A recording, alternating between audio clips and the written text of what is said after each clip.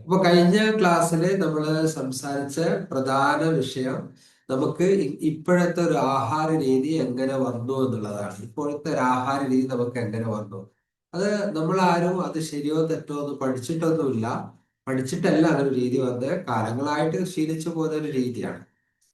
അങ്ങനെയാണെങ്കിൽ നമ്മൾ ഇന്ന് കഴിക്കുന്ന ഒരു പുഴുങ്ങലരിയുടെ രീതി നമുക്ക് പണ്ടുണ്ടായിരുന്നോ? ഇല്ല, നമുക്ക് പണ്ടുണ്ടായിരുന്നില്ല. നമ്മള് പണ്ട് കാലങ്ങളില് ഉണങ്ങലരി മാത്രം കഴിച്ചിരുന്ന സമൂഹമാണ്, പ്രത്യേകിച്ചും മലയാളികള് കേരള സമൂഹത്തില് ഉണങ്ങലരി മാത്രം ഉപയോഗിച്ചുകൊണ്ടിരുന്ന ഒരു ഇതിലൂടെയാണ് നമ്മൾ പോയിക്കൊണ്ടിരുന്നത്. പിന്നെ അങ്ങനെ അത് പുഴുങ്ങലരായി മാറി. അത് ശരിക്കും ചിന്തിക്കേണ്ട വിഷയമാണ്. കാരണം എന്താ അറിയോ, അങ്ങനെ നിങ്ങൾ ചിന്തിച്ചിട്ടുണ്ടോ എന്ന് എനിക്ക് അറിയില്ല. ചിന്തിക്കേണ്ട വിഷയം എനിക്ക് തന്നെ ചിന്തിക്കേണ്ടി വന്നു. കാരണം എന്തുകൊണ്ട് അങ്ങനെയായി? കാരണം കേരളത്തിലല്ലാതെ വേറെ എവിടെയാണ് പുഴുങ്ങലരി ഉപയോഗിക്കുന്നത്? നമ്മളിങ്ങനെ നമ്മളെ ഭക്ഷണത്തെ കുറിച്ച് ചെറിയ ചെറിയ കാര്യങ്ങളാണ് കേട്ടോ അതിൽ ചർച്ച ചെയ്യുന്നത്. നമ്മുടെ ഭക്ഷണത്തെ കുറിച്ച്, അതുപോലെ നമ്മുടെ ശീലങ്ങളെ കുറിച്ച്, ഇങ്ങനെയുള്ള ചെറിയ ചെറിയ കാര്യങ്ങളാണ്. പക്ഷെ അത് വലിയ വലിയ നോളേജുകളാണ് നിങ്ങൾ മനസ്സിലാക്കാൻ. ചെറിയ ചെറിയ കാര്യങ്ങളാണെങ്കിലും നമ്മളെ ലൈഫിൽ അതിന് ഇംപ്ലിമെന്റ് ചെയ്യുമ്പോൾ അത് നമുക്ക് വളരെ വലിയ അനുഭവങ്ങൾ, വലിയ നോളേജായിട്ട് തന്നെ കാണണം. ഓക്കെ. അപ്പോ ഇതൊരു ചെറിയൊരു സില്ലി, പ്രത്യേകിച്ച് ഇന്നിപ്പോ എന്താ പറയാ, ഇന്നത്തെ ദിവസം വോട്ടെണ്ണലൊക്കെയാണ്, ഇവിടെ ആരൊക്കെ ജയിച്ചു എന്നൊക്കെ അറിയാനുള്ള സമയത്താണോ ഈ ഒരു കാര്യമായിട്ട് നമുക്ക് തോന്നലുണ്ടാവും അല്ലേ? കാരണം പൊളിറ്റിക്സിലൊന്നും ഒന്നിനും നമ്മൾ എന്ത് വെക്കരുത്, നമുക്കെല്ലാം വേണം.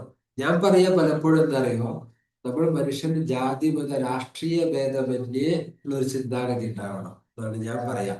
ജാതി മത രാഷ്ട്രീയ ഭേദമന്യേ. കാരണം എല്ലാ അതായത് അത് ഒരു എന്റെ പാർട്ടിക്കാരുമായിട്ട് വെച്ച് മറ്റുള്ളവർ മോശം എന്നുള്ള രീതിക്ക് അല്ലാതെ തരത്തിലുള്ള ഒരു ചിന്താഗതി നമുക്ക് ഒന്ന്, നമ്മളെ തലച്ചോറ് ഒന്നിനും പെടാൻ വെക്കരുത്. മനസ്സിലായില്ല? അപ്പൊ ആ രീതിക്കാണ്. അപ്പൊ അതുകൊണ്ട് നമ്മൾ ഇന്നത്തെ വോട്ടെണ്ണൽ എവിടെയാണ്, ആരൊക്കെ എന്താ ജയിക്കാൻ ആവശ്യമുള്ളവരൊക്കെ ഉണ്ടാവും. അങ്ങനെയുള്ള ചില ആൾക്കാർ സ്കിപ്പായവരുണ്ടാവും. അതൊക്കെ അറിയേണ്ടതുണ്ട്, താല്പര്യങ്ങളുണ്ട്. അത് കുഴപ്പമില്ല. എന്തായാലും നമുക്കിന്ന് വളരെ ആള് കുറവാണ് ഇന്ന് കയറിയത്. കഴിഞ്ഞ മാസത്തെ അപേക്ഷിച്ച് നല്ലോണം ആള് കയറിയിരുന്നു. ഇത് കൂടുതൽ ആൾക്കാർ അറിയാത്തതുകൊണ്ടാണ്. അതുകൊണ്ട് നമുക്ക് 1 മണിക്കൂർ കൊണ്ട് ഇത് അവസാനിപ്പിക്കാം, കൂടുതൽ മുന്നോട്ട് പോകണ്ട. ഓക്കെ. അപ്പൊ ശ്രദ്ധിക്കാം, എങ്ങനെ നമ്മൾക്ക് ഈ ആഹാര രീതി വന്നു? ഉണകലരി കഴിച്ചിരുന്ന മലയാളിയെ ആരാണ് ഈ പുഴുങ്ങലരി തീറ്റിച്ചു തുടങ്ങിയത്? നമ്മൾ പഠിക്കേണ്ടതുണ്ട് അല്ലേ? പക്ഷെ ഇത് ഏതൊരു ഘട്ടത്തിൽ അങ്ങനെ ഒരു മാറ്റം വന്നത് നമ്മൾ മനസ്സിലാക്കുക. ബ്രിട്ടീഷുകാർ ഇന്ത്യ ഭരിക്കുന്ന സമയത്ത് അവര് ഏറ്റവും കൂടുതൽ സൗത്ത് ഇന്ത്യയിൽ നിന്നൊക്കെ അരി കളക്ട് ചെയ്ത്, കാരണം ഈ അരി ഏറ്റവും കൂടുതൽ കൃഷി ചെയ്തത് സൗത്ത് ഇന്ത്യയാണ്. ആന്ധ്ര, തമിഴ്നാട്, കേരളം ഇവിടെയൊക്കെയാണ് ചെയ്തത്. പിന്നെ ഈ കേരളത്തിലെ കൊച്ചിയിൽ നിന്നാണ് ഏറ്റവും കൂടുതൽ കപ്പലില് ഇതൊക്കെ കയറ്റുമതി. നമ്മുടെ അരി, കുരുമുളക്, ഏലം അല്ലെ, ഇങ്ങനെയുള്ള സുഗന്ധദ്രവ്യങ്ങളൊക്കെ ഇവിടുന്ന് കടത്തിക്കൊണ്ട് പോയത് കൊച്ചി വഴിയാണ്. അപ്പൊ ഈ അരി കൂടുതൽ കാലം നിലനിൽക്കാൻ വേണ്ടിയിട്ട്, അരി വേഗം തവിടോട് കൂടി നിൽക്കുമ്പോൾ വേഗം കേടുവരും എന്നറിയാം. അപ്പൊ കൂടുതൽ കാലം അരി കേടാവാതിരിക്കാൻ വേണ്ടിയിട്ടാണ് പുഴുങ്ങിയിട്ട് അതിന്റെ തവിട് കളഞ്ഞത്. സത്യത്തിൽ അങ്ങനെയാണ് ആദ്യം ചെയ്തിരുന്നത്. അങ്ങനെ ചെയ്തിരുന്ന അരി ഇങ്ങനെ വിദേശത്തേക്ക് അയക്കുകയാണ്. അങ്ങനെ സൗത്ത് ഇന്ത്യയിൽ നിന്ന് മുഴുവൻ അരി കളക്ട് ചെയ്ത് കേരളത്തിൽ കൊച്ചിയിലെത്തും. കൊച്ചിയിൽ നിന്ന് അത് ശുദ്ധീകരിച്ചതിന് ശേഷം, തവിട് കളഞ്ഞ് ബോയിൽ ചെയ്ത് തവിട് കളഞ്ഞതിന് ശേഷം ഒരു വേവാക്കിയിട്ട് ശരിക്കും കളയുന്നത്. ശരിക്കും ഒരു പാതി വേവ് അപ്പം തന്നെ സംഭവിക്കുന്നുണ്ട് ബോയിൽഡ് ചെയ്യുമ്പോൾ. പുഴുങ്ങി തവിട് കളയാണ്. ഈ തവിട് കളഞ്ഞു കഴിഞ്ഞാൽ പിന്നെ അത്ര പെട്ടെന്ന് അത് കേടാവില്ല. പിന്നെ ചില അരി പോളിഷ് ചെയ്യുന്ന അരികളും ഉണ്ട്. ഇപ്പൊ പൊന്നി പോലത്തെ അരികളൊക്കെ പലതും തവിട് കളഞ്ഞതിന് ശേഷം ഇത് പോളിഷ് ചെയ്ത് വരുന്നുണ്ട്. അതൊരു പുഴുങ്ങാൻ പറ്റില്ല എന്ന് മാത്രം. പുഴുങ്ങിയാൽ പിന്നെ അത് വേറെ ഉണ്ടാകും. വേവ് കുറവായതുകൊണ്ട് പുഴുങ്ങിയാൻ ബുദ്ധിമുട്ടാണ്. അപ്പൊ ഈ പുഴുങ്ങലരി ഈ ശരിക്കും സ്റ്റാർട്ട് ചെയ്യുന്നത് കൊച്ചിയിൽ ഇങ്ങനെ ഒരു വിദേശത്തേക്ക് അയച്ചയക്കുന്ന ഭാഗമായിട്ട്, കേടുകൂടാതിരിക്കാൻ ചെയ്യുന്ന ഒരു പ്രോസസ്സിന്റെ ഭാഗമായിട്ടാണ് കേരളത്തിൽ പുഴുങ്ങലരിയുടെ ജന്മം ഉണ്ടാവുന്നത്. അത് മനസ്സിലായില്ലേ? അങ്ങനെ ആ പുഴുങ്ങലരി ആളുകൾ അന്ന് തവിടരി കഴിച്ചിരുന്നവർക്ക് ഈ പുഴുങ്ങലരി ഒരു വിശേഷ അരിയായി മാറി. കാരണം ഇതിനൊന്ന് വില കൂടുതലായിരുന്നു. പുഴുങ്ങലരിക്ക് വില കൂടുതലായിരുന്നു. അപ്പൊ തവിടുള്ള അരി കഴിച്ചിരുന്ന മലയാളികൾ, അതുപോലെ നമ്മളിലെ റിച്ച് ആയിട്ടുള്ള ആൾക്കാർക്ക്, സമ്പന്നർക്കൊക്കെ പുഴുങ്ങലരി എന്താ പറയാ, സമ്പന്നരുടെ അരിയായി മാറി, കുറച്ച് വില കൂടിയ അരി. അങ്ങനെ അന്ന് ആൾക്കാരെല്ലാം അങ്ങനെ ഉപയോഗിച്ചു തുടങ്ങി. ക്രമേണ ഈ അരിയുടെ ചോദനം കൂടി. ചോദനം മീൻസ് ഉപയോഗം കൂടി, വർദ്ധിച്ചു, ആൾക്കാരേറെ. അങ്ങനെയാണ് കേരളത്തില് ഈ അരി എന്താ പറയാ സുലഭമായിട്ട് വിതരണം തുടങ്ങിയത്. അതിന്റെ അനന്തര ഫലം എന്തുണ്ടായി? നമ്മൾ തവിടുള്ള അരി കഴിക്കുന്നതിൽ നിന്ന് നമ്മൾ പിന്നോട്ട് മാറി. അതാണ് റിയാലിറ്റി. എനിക്ക് എന്റെ ഓർമ്മ ശരിയാണെങ്കിൽ എന്റെ കുട്ടിക്കാലത്ത് എന്റെ അമ്മയുടെ വീട് കാഞ്ഞിരശ്ശേരി ശിവക്ഷേത്രത്തിനടുത്താണ്. അപ്പൊ അവിടെ പോകുന്ന സമയത്ത് അന്ന് ഒരുപാട് വയലില് കണ്ട് എന്നിട്ട് ഇങ്ങനെ നെല്ലെല്ലാം അരഞ്ഞ് കൊണ്ടുവന്ന് മുറ്റത്ത് കുറെ മുറ്റം കംപ്ലീറ്റ് ചാണകം തേച്ച് മിനുക്കി ചുറ്റും ഇങ്ങനെ ഓല വെച്ചുകൊണ്ട് കെട്ടി, കോഴിയൊന്നും വരാതിരിക്കും, കോഴി മാത്രമല്ല മറ്റു ജീവികളൊന്നും വരാതിരിക്കാൻ ചുറ്റും ഓല വെച്ച് കെട്ടി അതിനകത്ത് നെല്ലൊക്കെ ഇട്ട് കുറെ സ്ത്രീകൾ അതിന്റെ മുകളിൽ ചവിട്ടി ഇങ്ങനെ ആ നെല്ല് വേർപെടുത്തി കുത്തി അവിലാക്കുന്നതും അരിയാക്കുന്നതും ഒക്കെ ഇപ്പൊ എന്റെ ഓർമ്മയിലുണ്ട്. മാത്രല്ല അന്ന് ആ ആ അരി പിടിച്ചിട്ട് അതിന്റെ പുട്ടിന്റെ രാവിലത്തെ ആ പുട്ടിന്റെ സ്മെല്ലും ടേസ്റ്റും ഒക്കെ ഒന്ന് വേറെ തന്നെയാണ്. മനസ്സിലായില്ലേ? കാരണം കെമിക്കൽ ഇല്ലാത്ത പോഷക സമൃദ്ധമായിട്ടുള്ള തവിട് കളഞ്ഞുകൊണ്ട് നമ്മൾ മലയാളികൾ ഇന്ന് കൂടുതൽ രോഗിയായി തീരുകയാണ്. ഇന്നത്തെ പുഴുങ്ങലരിയുടെ ഒരു വലിയൊരു വിഷയം വരുന്നത് നമുക്കൊരു പ്രോപ്പർ ആയിട്ട് പോഷണം അതിൽ നിന്ന് കിട്ടുന്നില്ല, സ്റ്റാർച്ച് കൂടുതൽ കിട്ടുകയാണ്. കഴിഞ്ഞ തവണ സൂചിപ്പിച്ച തന്നെയാണ് അത് റിലേറ്റഡ് ആയിട്ട് കുറച്ച് കാര്യങ്ങൾ ഇന്ന് പറയുന്ന ആള് കുറവായതുകൊണ്ട് നമ്മൾ കൂടുതൽ സമയം എടുക്കുന്നില്ല കേട്ടോ. ഓക്കെ. അപ്പൊ നമുക്ക് ഈ അരി കഴിക്കുമ്പോൾ ഉണ്ടാകുന്ന പ്രശ്നം എന്താണ്? കാരണം പോഷണം കുറയുന്ന ഏതൊരു വസ്തു കഴിക്കുമ്പോഴും അളവ് കൂടും. അതൊരു വലിയൊരു വലിയൊരു വിഷയമാണ്. സോറി കേട്ടോ, വലിയൊരു വിഷയമാണ്. അപ്പൊ ശ്രദ്ധിക്കുക, പോഷണം കുറഞ്ഞ സാധനങ്ങൾ നമ്മൾ പോഷണം മീൻസ് പോഷണം എന്താണ്? പോഷണം എന്ന് ഞാൻ പറയാൻ വേണ്ടി അങ്ങോട്ട് ശ്രദ്ധിക്കണേ. എന്താ പോഷണം എന്ന് ചിലർക്ക് അറിയാത്തവരുണ്ടാവും. പോഷണം എന്ന് പറയുമ്പോ പോഷക ഘടകങ്ങളെ കുറിച്ചാണ് ഒറ്റ വാക്കിൽ പോഷണം എന്ന് പറയുന്നത്. ഇപ്പൊ പോഷണം അല്ലെ പോഷക ഘടകങ്ങൾ കുറയാന്ന് പറഞ്ഞാല് അരിയുടെ തവിട് കളഞ്ഞാല് അതില് 80% പോഷണം പോയി. പിന്നെ അതിലുള്ളത് സ്റ്റാർച്ച് മാത്രമാണ്. സ്റ്റാർച്ച് മാത്രമാകുമ്പോൾ അത് അസിഡിക് ആണ്. അസിഡിക് എന്ന് പറഞ്ഞാൽ ക്ഷാരം. നമ്മൾ പറയാറുണ്ട് നമ്മുടെ മനുഷ്യ ശരീരത്തിന് 80% ക്ഷാരാംശവും 20% അമ്ലാംശവും ഉള്ള ഭക്ഷണമാണ് വേണ്ടത്. അപ്പൊ പുഴുങ്ങലരിയാവുമ്പോ നമ്മള് അത് തീർത്തും അമ്ലാംശമാണ്. അങ്ങനെയാണെങ്കിൽ ഒരു മലയാളി ഇന്ന് ക്ഷാരാംശമുള്ള ഭക്ഷണം കഴിക്കുന്നുണ്ടോ എന്ന് ചോദിച്ചാൽ എങ്ങനെയാ ഉണ്ടാവാം? ശരിയല്ലേ? എങ്ങനെ ഉണ്ടാവാം? 90 ഇപ്പൊ പല പല ആൾക്കാരും ഭക്ഷണത്തിന് വൈവിധ്യം വേണമെന്നൊക്കെ കേട്ടിട്ടുണ്ട്. അതുകൊണ്ട് ഒരു ദിവസം മുട്ടാണെങ്കിൽ അടുത്ത ദിവസം പത്തിരി ഉണ്ടാക്കും, അടുത്ത ദിവസം കൊഴുക്കട്ട ഉണ്ടാക്കും, അടുത്ത ദിവസം വേണം ഉണ്ടാക്കും, ഒക്കെ അരി തന്നെയാണ്. ഭക്ഷണത്തിലെ വൈവിധ്യം അങ്ങനെയല്ല ഉദ്ദേശിച്ചത്. വ്യത്യസ്തമായ പഴങ്ങള്, വ്യത്യസ്തമായ പച്ചക്കറികള്, വ്യത്യസ്തമായ ധാന്യങ്ങള്, വ്യത്യസ്തമായ പയർവർഗ്ഗങ്ങള് അങ്ങനെ ഉപയോഗിക്കാനാണ്. നമ്മൾ എന്നും ഒരേ അരി കൊണ്ട് കുറെ വ്യത്യസ്തമായിട്ടുള്ള പാചക കസർത്ത് കളിച്ചിട്ട് അതിന് രൂപമാറ്റം വരുത്തിയാൽ അതിന് പോഷണങ്ങളൊന്നും വർദ്ധിക്കില്ല എന്നുള്ള യാഥാർത്ഥ്യം നമ്മൾ മനസ്സിലാക്കണം. ഓക്കെ. അത് വളരെ പ്രധാനപ്പെട്ട ഒരു പോയിന്റാണ്. അതുകൊണ്ട് ഇന്ന് കഴിക്കുന്ന ആഹാരത്തെ ഒന്ന് നോക്കിയേ. ഞാൻ കഴിഞ്ഞ ക്ലാസ്സിൽ പറഞ്ഞത് എന്തുണ്ട് പോയിന്റ് കൂടി പറയട്ടെ, എന്നിട്ട് അടുത്തതിലേക്ക് വരാം. അതായത് നമ്മൾ ഒരു മനുഷ്യനെ സംബന്ധിച്ചിട്ട് അധ്വാനിക്കുന്ന ഒരു വ്യക്തിയാണെങ്കിൽ പോലും തന്നെ ഒരു ദിവസം കഴിക്കുന്ന ആഹാരത്തിന്റെ, നല്ല അധ്വാനിക്കുന്ന വ്യക്തി ആയിക്കോട്ടെ, ഒരു ദിവസം കഴിക്കുന്ന ആഹാരത്തിന്റെ 60% വരെ മതി. 30% to 60% എന്നാ പറയുന്നത്. 30% മുതൽ 60% വരെ മതി. എന്ത്? ധാന്യാഹാരം. വളരെ ഇമ്പോർട്ടന്റ് ആയിട്ടുള്ള ഒരു കാര്യം. നല്ല അധ്വാനിക്കുന്ന ആളാണെങ്കിൽ പോലും ഇങ്ങനെയാ പറഞ്ഞത് 60% വരെ. ബാക്കി 30% എന്താണ് വേണ്ടത്? ബാക്കി 30% പച്ചക്കറികള്, പഴങ്ങള്, ഇലക്കറികള്, പയർവർഗ്ഗങ്ങള്, ഇതെല്ലാം കൂടെ വേണ്ടത്. ഓക്കെ. അതാണ് നമ്മളെ ഒരു നോർമൽ, നമ്മൾ നല്ല സമൃദ്ധമായിട്ടുള്ള ആരോഗ്യം ലഭിക്കാനുള്ള ഒരു സമൃദ്ധമായ ഫുഡ് എന്ന് വേണമെങ്കിൽ പറയാം. പക്ഷെ നിങ്ങളിത് ഓരോ ആൾക്കാരും ഇപ്പൊ എന്നെ കണ്ടുകൊണ്ടിരിക്കുന്ന ഓരോ ആൾക്കാരും എന്ത് ചെയ്യാം? നമ്മളെ ഫുഡ് ഒന്ന് സെൽഫായിട്ട് ഒന്ന് അനലൈസ് ചെയ്ത് നോക്കാം. അല്ലേ? ഇവിടെ വന്നിട്ട് മാറ്റിയവരുണ്ട്. ഇവിടെ വന്നതിന് ശേഷം ക്ലാസ് കേട്ട് ട്രീറ്റ്മെന്റ് എടുത്തിട്ട് മാറ്റിയവരുണ്ട്. എന്നാലും പൊതുവെ ഒന്ന് ആലോചിച്ച് നോക്കിയാൽ മിക്ക വീടുകളിലെ സ്ഥിതി എന്താണ്? രാവിലെ എന്തായിരിക്കും? ഒന്നിക്കൽ അരിയായിരിക്കും, അല്ലെങ്കിൽ ഗോതമ്പായിരിക്കും. പുട്ടോ പത്തിരി വെള്ളാപ്പവും ഇഡ്ഡലിയും ഞാൻ അങ്ങോട്ട് പോകുന്നില്ല. അങ്ങനെ പറയേണ്ട ആവശ്യമില്ല. എന്തുകൊണ്ടാ ഉണ്ടാക്കുക?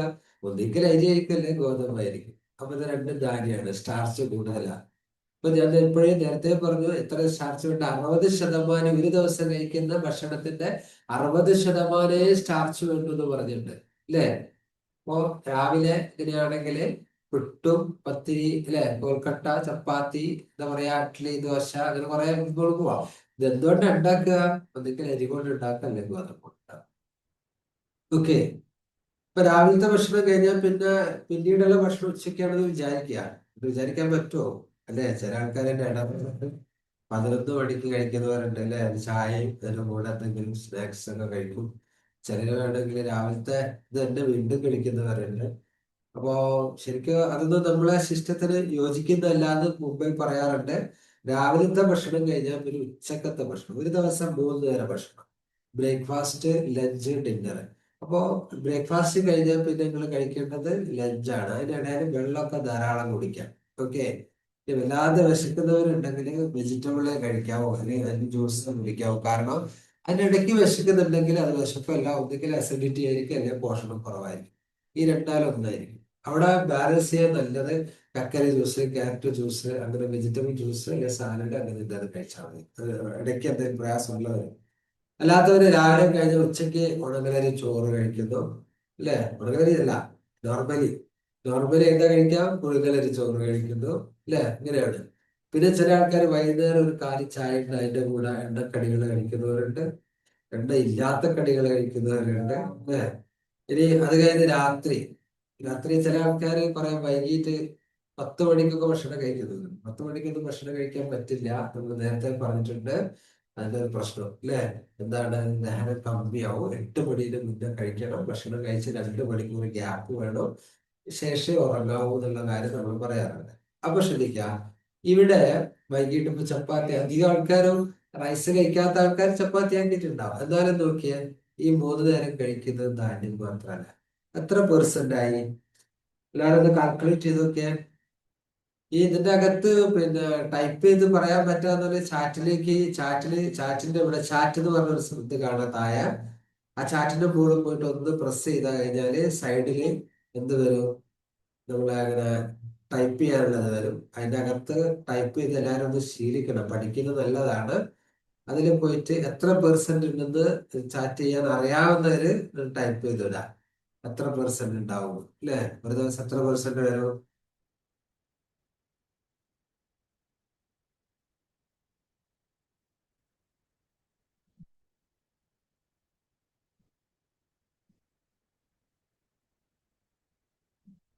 ചാറ്റ് ചെയ്യാൻ ആർക്കും അറിയില്ല തോന്നുന്നു അല്ലേ.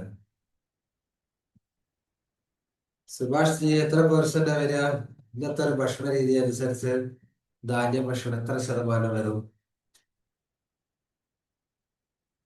കേൾക്കുന്നുണ്ടോ ശൈശിത്? ഒരു ചർച്ച കൂടിയാണ്. വേഗം വേഗം കയറി വേഗം പറഞ്ഞാൽ നമുക്ക് സമയ ലാഭം. ഓക്കെ. ഒരു 80% വരുമല്ലോ അല്ലെ. 80% അല്ലേ. 80%, 90% വരെ വരുന്നവരുണ്ടല്ലേ. ദിവസവും ദിവസവും ഒരു കഴിക്കുന്നതാകുമ്പോ 90 100% തന്നെ കറക്റ്റ് ആണല്ലോ വരുന്നത്. 100% വരെ കഴിക്കുന്നവരും ഉണ്ട് അല്ലേ. ഉണ്ട്. അതെ. അപ്പൊ ശരിക്ക് മൈക്ക് ഓഫ് ചെയ്തോള്. യെസ്. അപ്പൊ ശ്രദ്ധിക്കുക, ഇത് ഇതാണ് കേരളത്തിലെ മലയാളികളെ, കേരളത്തിലുള്ള മലയാളികൾ ഉണ്ടാവുള്ളൂ അല്ലെ, കേരളത്തിലെ മലയാളികളെ സംബന്ധിച്ചിട്ടുള്ള ഒരു വലിയൊരു വിഷയം. കാരണം ആരോഗ്യ പ്രശ്നങ്ങൾ എത്ര അധികം വർദ്ധിക്കാനുള്ള വലിയൊരു വില്ലൻ പുഴുങ്ങലരിയാണെന്നുള്ളതാണ്. ഇനി നേരത്തെ പറഞ്ഞ ഒരു കാര്യം കൂടി ഞാൻ ഒന്ന് ക്ലാരിറ്റിയിലേക്ക് കൊണ്ടുവരാണ്, വേറൊന്നല്ല. അതായത് പോഷണം കുറഞ്ഞ ഭക്ഷണം നമുക്ക് കൂടുതൽ കഴിക്കാനുള്ള ടെൻഡൻസി ഉണ്ടാവും. പോഷകഘടകങ്ങൾ കൂടിയ ഭക്ഷണം കൂടുതൽ കഴിക്കാൻ സാധിക്കില്ല. ഓക്കെ. അത് ശരിയോ തെറ്റോ, ഇങ്ങനെയുള്ള കുറെ പോയിന്റ് ഉണ്ട്. അതൊക്കെ നമ്മളൊന്ന് നോട്ട് ചെയ്യണം. നോട്ട് ചെയ്യണം റീൽസിന് വേണ്ടിയിട്ട്. ഭക്ഷണം കുറഞ്ഞ ഭക്ഷണം പോലെ. ഓക്കെ. അപ്പൊ പോഷകങ്ങൾ കുറഞ്ഞ ഭക്ഷണം കൂടുതൽ കഴിക്കാൻ പറ്റില്ല. സോറി, കൂടുതൽ കഴിക്കാം. പോഷണം കൂടിയ ഭക്ഷണം കൂടുതൽ കഴിക്കാൻ പറ്റില്ല. ഒരു ഉദാഹരണം ഒന്ന് നോക്കാം. അതായത് പിന്നെ ഈ നമുക്ക് നല്ല നമ്മുടെ ഫ്രണ്ട് കാശ്മീരിൽ പോയി വന്നിട്ട് നമുക്ക് 1 കിലോ കാശ്മീർ നല്ല ആപ്പിൾ കൊണ്ടു തന്നു അല്ലെ. കാശ്മീരിൽ നിന്ന് കൊണ്ടുവരുന്ന ആപ്പിൾ ഭയങ്കര ആപ്പിളാണ്, നല്ല ടേസ്റ്റ് ആണെന്നൊക്കെ പറയുന്നത്. നമുക്ക് കാശ്മീരിൽ പോയി വരുമ്പോൾ ഒരു എന്താ പറയാ, 1 കിലോ ആപ്പിൾ ഒരു ഫ്രണ്ട് കൊണ്ടിട്ടാണ്. നമുക്ക് നല്ല വിശപ്പുണ്ട്. ഓക്കെ. അതിൽ എത്ര തിന്നാൻ പറ്റും? എത്ര എണ്ണം തിന്നാൻ പറ്റും അല്ലേ? നല്ല വിശപ്പുണ്ട്, രണ്ടല്ല മൂന്ന്, ഒരു കിലോ ആപ്പിൾ ഒരു 6 എണ്ണം കാണുന്നു വിചാരിക്കാം, രണ്ടല്ലെങ്കിൽ മൂന്ന്, അതിന്റെ അപ്പുറത്തേക്ക് പോകില്ല. സുഭാഷ് എനിക്ക് കൂടുതൽ തിന്നുണ്ടാവും. സുഭാഷിന്റെ നന്നായിട്ട് ഫ്രൂട്ട്സ് തിന്നിട്ട് നല്ല പരിചയമാണ്. ആ സുഭാഷ് മാത്രമല്ല, ഞാനും അങ്ങനെയാണ്. ഞങ്ങൾ രണ്ടുപേരും ഫ്രൂട്ട്സ് കുറച്ച് കൂടുതൽ കഴിക്കുന്ന ആൾക്കാരാണ്. അപ്പോ അത് ശ്രദ്ധിക്കണേ. പിന്നെ നമ്മൾ പ്രകൃതിയിലേക്ക് വന്നൊരു ശീലം മാറ്റിയ ആൾക്കാർ അത്യാവശ്യം ഫ്രൂട്ട്സ് കൂടുതൽ കഴിച്ചു തുടങ്ങും. അത്യാവശ്യം കഴിക്കാൻ സാധിക്കും, കുറച്ചാള്. എന്നാലും ഒരു പരിമിതി ഉണ്ട്. ഇപ്പോ 2 എണ്ണമൊക്കെ കഴിക്കുന്ന നോർമലി 2 എണ്ണം കഴിക്കും, ഞങ്ങളൊക്കെ ചിലപ്പോൾ ഒരു 3 എണ്ണം കഴിച്ചിട്ടുണ്ട്.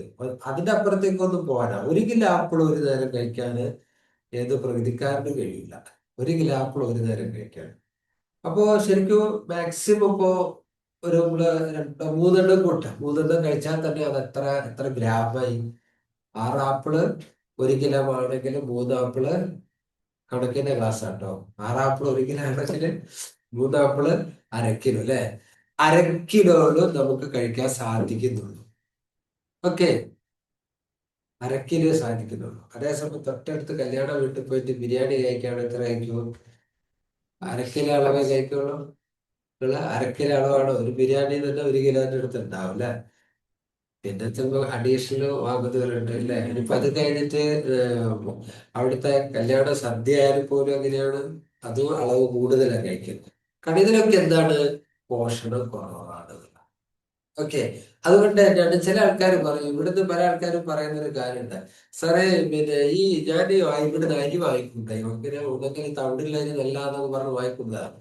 പക്ഷെ നല്ല കുഴപ്പമില്ല, പക്ഷെ അത് അധികം കഴിക്കാൻ പറ്റുന്നില്ല. പുഴുങ്ങലരി കഴിക്കുന്ന പോലെ കഴിക്കാൻ പറ്റുന്നില്ല. പലരും പറയുന്ന കാര്യമാണ്, പുഴുങ്ങലരി കഴിക്കുന്ന പോലെ അത് കഴിക്കാൻ പറ്റില്ല. അപ്പൊ എന്താ പറ്റുന്നത്? കുറച്ചേക്കും എടുക്കുന്നു, ഇത്രയും മതി. മനസ്സിലായില്ലേ? മടുക്കുന്നത് നമ്മൾക്ക് തലച്ചോറ് നമ്മള് ബ്രെയിനിന് ഇതൊക്കെ അളക്കാനുള്ള കഴിവുണ്ട്. ബ്രെയിനിന് പോർഷൻ അടക്കാനുള്ള കഴിവുള്ളവരാണ് 2 ആപ്പിൾ ആകുമ്പോ നിങ്ങൾക്ക് എന്ത് ചെയ്യുന്നത്? മടുക്കുന്നത്. മനസ്സിലായില്ലേ? അത് പോഷണം കൂടുതൽ, അത് മതി നിങ്ങൾക്ക് തൽക്കാലം, അത് മതി. കാരണം അത്രയ്ക്ക് ഇപ്പൊ തൽക്കാലം നമ്മുടെ ഡൈജസ്റ്റ് സിസ്റ്റം സംഭരിക്കുള്ളൂ, ബാക്കി പിന്നെ ആവാന്നുള്ളതാണ്. പക്ഷെ പോഷണം കുറഞ്ഞതും അതേസമയവും രുചിവർദ്ധക വസ്തുക്കൾ, പ്രത്യേകിച്ച് ഉപ്പ് അല്ലെ, മസാല, രസക്കൂട്ടുകളൊക്കെ ചേർത്ത് രുചി വർദ്ധിപ്പിക്കുമ്പോൾ നമ്മൾ കൂടുതൽ കഴിക്കും. ഓക്കെ, രുചി വർദ്ധിപ്പിക്കുമ്പോഴാണ് കുക്ക് ചെയ്ത ഫുഡ് കൂടുതൽ കഴിക്കാൻ സാധിക്കുള്ളൂ, ഇല്ല കഴിക്കാൻ പറ്റില്ല. ചില പറയില്ല, അയ്യേ ഉപ്പിടാത്ത കഞ്ഞി എങ്ങനെയാ കുടിക്കുക ചോദിക്കുന്നവരല്ലേ? ഉപ്പിടാത്ത കഞ്ഞി എങ്ങനെയാ കുടിക്കുക? അപ്പൊ നിങ്ങള് അരിന്റെ സ്വാദം കൊണ്ട് കുടിച്ചാണോ ഉപ്പിന്റെ സ്വാദം കൊണ്ട് കുടിച്ചാണോ? ഒരു ചോദ്യത്തിനാ അല്ലേ? ഉപ്പിടാത്ത കഞ്ഞി എങ്ങനെ കുടിക്കും? അപ്പൊ അതാണ് പറയുന്നത്, വേവിച്ച ആഹാരങ്ങള് രുചിവർദ്ധക വസ്തുക്കൾ ചേരുമ്പോഴാണ് അതിനെന്തുണ്ടാവുന്നുള്ളത്? രുചി ഉണ്ടാകുന്നത്. എന്നാൽ വേവിക്കാത്ത ആപ്പിളിന് ഉപ്പ് വേണോ? ആപ്പിളിന് മഞ്ഞൾപ്പൊടി മസാല ഒക്കെ ചേർക്കണോ? ഒന്നും ആവശ്യമില്ല. ആപ്പിള് നമ്മൾ പ്രകൃതിദത്തമായി കിട്ടുന്ന വേവിക്കാത്തതിനൊക്കെ അതിൻ്റെതായിട്ടുള്ള രുചിയുണ്ട് അല്ലെ? അതിൻ്റെതായിട്ട് പ്രകൃതിദത്തമായ രുചി അതിന്റെ ചേരുവകളിൽ വന്നുകൊണ്ട് തന്നെ ആ അളവ് നമ്മുടെ ബ്രെയിനിന്, നമ്മളെ നാക്കിന് കിട്ടി നമ്മളെ ബ്രെയിന് അത് വേഗം അതിന്റെ മെഷർമെന്റ് അളക്കാനുള്ള ശക്തി കഴിവും ഒക്കെ ഉണ്ട്. മാത്രമല്ല അത് നമുക്ക് ദഹിക്കാൻ, ഫ്രൂട്ട്സ് ദഹിക്കാൻ 2 മണിക്കൂർ മാത്രമേ വേണ്ടൂ. ഏറി വന്നാൽ 2.5 മണിക്കൂർ പ്ലസ് നമ്മൾ നട്ട്സ് കൂടി കഴിച്ചിട്ടുണ്ടെങ്കിൽ അത്രയും വേണ്ടു. ഇനി വെജിറ്റബിൾസ് ആണെങ്കിലോ 2-2.5 മണിക്കൂറേ ദഹിക്കാൻ വേണ്ടുള്ളൂ ശരിക്കും. ഒന്ന് ആലോചിച്ച് നോക്കിയേ, ഇതാണ് നമ്മുടെ റിയൽ ഫുഡ്, കുക്ക് ചെയ്ത ഭക്ഷണമല്ല. ഓക്കെ, നാളെ മുതൽ കുക്ക് ചെയ്ത് ഒഴിവാക്കാം അല്ലേ? ഇങ്ങനെയല്ല ഉദ്ദേശിച്ചത്. ഒരു നേരമെങ്കിലും, അതാണ് നമ്മൾ ശീലം ഒറ്റയടിക്ക് നമുക്ക് മാറ്റിമറിക്കാൻ പറ്റില്ല. എങ്ങനെ നമുക്ക് ഈ ശീലം വന്നതിലേക്ക് നമ്മൾ പോയത്? അപ്പൊ ശ്രദ്ധിക്കുക, ഒരു നേരമെങ്കിലും നമ്മൾ എന്ത് ചെയ്യണം? കുക്ക് ചെയ്യാത്തതാക്കണം. ഇനി എങ്ങനെ ശീലം വന്നത്? നേരത്തെ പറഞ്ഞില്ലേ, ബ്രിട്ടീഷുകാര് കൊച്ചിയിൽ ഈ അരിയെല്ലാം സംഭരിച്ച്, സൗത്ത് ഇന്ത്യയിലെ അരി മുഴുവൻ സംഭരിച്ച് കൊച്ചി വഴി കപ്പൽ മാർഗം വിദേശത്തേക്ക് നമ്മളെ ഇവിടുത്തെ വിഭവങ്ങളൊക്കെ കടത്തിക്കൊണ്ടുപോകുന്നതിന് ഭാഗമായിട്ട് കേടുകൂടാതിരിക്കുവാൻ വേണ്ടി പുഴുങ്ങൽ ഇരയാക്കിയതാണ്. അങ്ങനെയാണ് കേരളത്തിൽ മാത്രം ഈ സിസ്റ്റം വന്നത്. പക്ഷെ മറ്റ് സ്റ്റേറ്റിലൊന്നും അതില്ല. എവിടെ? തമിഴ്നാട്ടില് പച്ചരിയാണ്. അതുപോലെ തന്നെ തമിഴ്നാട് കഴിഞ്ഞില്ലേ, കർണാടകയായാലും അതുപോലെ തൊട്ടടുത്ത സ്റ്റേറ്റ് ആന്ധ്ര ആയാലും അങ്ങോട്ടൊക്കെ പോയാൽ ഉപയോഗിക്കുന്നത് പച്ചരി കഴിഞ്ഞാൽ പിന്നെ അവിടെ നിന്ന് അങ്ങോട്ട് വരുന്നത് എന്താണ്? അവിടെ അങ്ങോട്ട് പിന്നെ ഗോതമ്പിന്റെ ഉപയോഗമാണ് വരുന്നത്. ഓക്കെ, അപ്പൊ നമ്മൾ മനസ്സിലാക്കേണ്ടത് ഈ ധാന്യങ്ങളുടെ അമിത ഉപയോഗം വന്നത് എങ്ങനെയാണ്? കാലങ്ങളായിട്ട് നമ്മൾ വന്ന ശീലം കൊണ്ടാണ്. ഭൂരിപക്ഷം ആൾക്കാർ ചെയ്യുന്നതൊന്നും ശരിയെന്ന് നമുക്ക് ധരിക്കരുത്. ഭൂരിപക്ഷം ആൾക്കാർ ചെയ്യുന്നതൊക്കെ തെറ്റാണ് കേട്ടോ. അതൊക്കെ ഭൂരിപക്ഷം ആൾക്കാർ ചെയ്യുന്നതെല്ലാം തെറ്റാണ്, റോങ് ആണ്. നമ്മൾ പൊതുവിലെ മനുഷ്യന്റെ ഒരു ധാരണ ഭൂരിപക്ഷം ആൾക്കാരെ ഭക്ഷണ രീതിയൊക്കെ ശരിയാണെന്ന്. ഓക്കെ, ഒരിക്കൽ ഒരു ക്ലാസ് എടുത്തോണ്ടിരിക്കുമ്പോൾ പെട്ടെന്ന് ഒരു ടീച്ചർ ചാടി എഴുതിയിട്ട്, ടീച്ചർ സ്കൂൾ അധ്യാപിക ചാടി എഴുതി, അല്ല സാറേ ഈ പുഴുങ്ങലരി ഈ തവിടുള്ള അരിയൊക്കെ കഴിക്കണമെന്ന് പറഞ്ഞാൽ ഞങ്ങൾ ഈ കല്യാണത്തിനൊക്കെ പോയാൽ എന്താക്കും ചോദിച്ച ചോദ്യം. തീരെ ആലോചിക്കുന്നില്ല, ഒട്ടും ചിന്തിക്കാതുള്ള ചോദ്യം. ഉടനെ ഞാൻ ചോദിച്ചു, നിങ്ങൾ ഒരു വർഷത്തില് 365 ദിവസം കല്യാണത്തിന് പോവോ? അപ്പൊ സ്റ്റക്കായ, അപ്പൊ അവിടെ കത്തിയത് മനസ്സിലായില്ലേ? എത്ര അവിടെ പോവും? മാസത്തിൽ ഒരു കല്യാണത്തിന് നമ്മൾ പോവോ? മാസത്തിൽ ഒരു കല്യാണത്തിന് പോകുന്നില്ല. പിന്നെ കല്യാണ സീസൺ ആവുമ്പോ ചിലപ്പോ ഒരു മാസമോ 2 3 ഒക്കെ പോയിട്ടുണ്ടല്ലോ. പക്ഷെ ഒരുപാട് മാസം കല്യാണം ഇല്ലാത്ത മാസം അല്ലെ, കയറി വന്നാൽ ഒരു 10 12 തവണ, ഒരു മാസത്തിൽ ഒന്ന് കൂട്ടിയാൽ തന്നെ ഒരു 10 12 തവണ നിങ്ങൾ കല്യാണത്തിന് പോകണ്ടാവും അല്ലെ. നിങ്ങൾ അവിടുത്തെ ഭക്ഷണം കഴിച്ചോളിപ്പോ. മനസ്സിലായില്ലേ? അന്ന് അവിടുത്തെ ഭക്ഷണം കഴിച്ചോളി. കാരണം നമ്മളൊരു സമൂഹ ജീവിയാണ്. ഞാനൊരു പ്രകൃതിക്കാരനാന്ന് പറഞ്ഞ് സുഭാഷിന്റെ വീട്ടില് കല്യാണത്തിന് പോയിട്ട് അവിടെ ബസ്സിൽ പിടിച്ചിട്ട് അത് കഴിക്കൂല, ഞാൻ പ്രകൃതിയാന്ന് പറഞ്ഞ അങ്ങനെ ഉണ്ടാവും. അത് ഭയങ്കര, നമ്മള് തീവ്രവാദം പാടില്ല കേട്ടോ. തീവ്രവാദം ഒന്നിലും പാടില്ല. കാരണം മതത്തിൽ തീവ്രവാദം വരുന്ന പോലെ തന്നെയാണ് ഈ പ്രകൃതിയിൽ തീവ്രവാദം. ഞാൻ അതിന്റെ അപ്പുറത്തേക്ക് ആണ്ടോ ഗിട വ്യതിചലിക്കൂല എന്നൊക്കെ പറഞ്ഞാൽ എന്താണ്? അത് തെറ്റാണ്. അത് നമുക്ക് സ്ട്രെസ് കൂട്ടും, ടെൻഷൻ കൂട്ടും. ഞാനൊരു കല്യാണം വീട്ടിൽ എനിക്ക് നല്ല വിശപ്പുണ്ട്. അപ്പൊ എനിക്ക് വീട്ടിലെത്തിയിട്ട് ഞാൻ ഉണകളരി ചോറ് കഴിച്ചോളൂ, ഇവിടെ നിന്ന് വേണ്ടാന്ന് വിചാരിച്ച കല്യാണ വീട്ടിൽ ഇങ്ങനെ ഇരുന്നാൽ പിന്നെ ഉണ്ടാവും സ്ഥിതി. അവിടെ നമ്മളൊരു ആഘോഷത്തിന് പോയതാണ്, നമ്മളെ കുടുംബ വീടാണ്, എല്ലാവരും കൂട്ടത്തിൽ ഇരിക്കുമ്പോൾ പിന്നെ ദൂരത്തുള്ളതാണ്, ഒഴിവാക്കാൻ പറ്റാവുന്നതും ഒക്കെ ഉണ്ടെങ്കിൽ ഒന്ന് കയറി ഇറങ്ങുക, എല്ലാരെയും കണ്ട് സംസാരിച്ച് ഇറങ്ങുക. പക്ഷേ എല്ലാ സ്ഥലത്തും നമുക്ക് അത് പറ്റൂല. ചില സ്ഥലത്ത് നമ്മൾ അവിടെ സമയം, അടുത്ത ആൾക്കാരാകുമ്പോൾ നമ്മൾ അവിടെ കുറെ സമയം സ്പെൻഡ് ചെയ്യേണ്ടി വരും. അപ്പൊ അതുകൊണ്ട് നമ്മൾ തീർച്ചയായിട്ടും എന്ത് ചെയ്യണം? ഇടയ്ക്കൊക്കെ മാറി തന്നെ കഴിക്കണം. ഇടയ്ക്കും ഇതേപോലെ കല്യാണ ഫുഡ് പോകുമ്പോൾ കല്യാണ ഫുഡ് അതൊക്കെ പരമാവധി അഡ്ജസ്റ്റ് ചെയ്ത് കഴിക്കാം. ഇനി നമ്മൾ അങ്ങോട്ട് കല്യാണത്തിന് പോയാൽ അങ്ങനെ ഭക്ഷണം കഴിക്കണം, അതൊക്കെ നമ്മൾ പഠിക്കാൻ പോകുന്നുണ്ട് കേട്ടോ.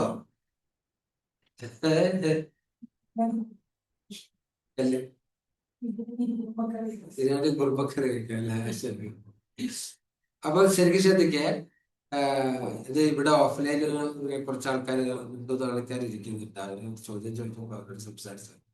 അപ്പൊ ശ്രദ്ധിക്കാം, നമ്മൾ കല്യാണ വീട്ടിൽ പോയി കഴിഞ്ഞാൽ പല ആൾക്കാർക്കും എന്താ പിന്നെ ക്ഷീണം തീരില്ല. ശരിയാണോ? കല്യാണം സദ്യ കഴിച്ചാൽ പിന്നെ എന്താ പറയാ, തല നേരാക്കി നിൽക്കൂല. വയങ്ങി വെള്ളം പിന്നെ വെള്ളം കുടിച്ച് തൂക്കലറ്റ കോയിന്റെ വയറ്, അങ്ങനെ ചിലർ പറയാൻ വെക്കാം, തൂക്കലറ്റ കോയിന്റെ വയറ് ഇങ്ങനെ കളിക്കണം എന്ന് പറയാം. എന്താ അതിന്റെ കാരണം? ഓക്കെ, നമ്മൾ അടുത്തത് പഠിക്കാൻ പോകുന്നത് അടുക്കോയു, അതല്ല അടുത്തത് പഠിക്കണ്ടേ. അതിന്റെ തൊലി കളഞ്ഞിട്ട് ഇപ്പൊ, സോറി, ഞാൻ ഇതൊന്നും പറഞ്ഞേക്കാം, അത് വിരുദ്ധാഹാരം ഉള്ളതുകൊണ്ടാണ്. അതിനെക്കുറിച്ച് നമുക്ക് പിന്നീട് പറയാം. കല്യാണ വീട്ടിൽ നമ്മൾ പോയിന്റ് മനസ്സിലാക്കി വെക്കുക. കല്യാണ വീട്ടിൽ പോയിട്ട് കഴിഞ്ഞാൽ ഒരു നമ്പൂതിരിയുടെ കല്യാണം വിചാരിക്കാം. എന്താ നമ്പൂതിരിയുടെ കല്യാണം, പിന്നെ അവിടെ മട്ടനും ചിക്കനൊന്നും ഉണ്ടാവില്ലല്ലോ അല്ലെ, അങ്ങനത്തെ ഒന്നും ഉണ്ടാവില്ല. അപ്പോ അവിടെ എന്താണ്? ഹേവൽ സദ്യ ആയിരിക്കും അല്ലെ.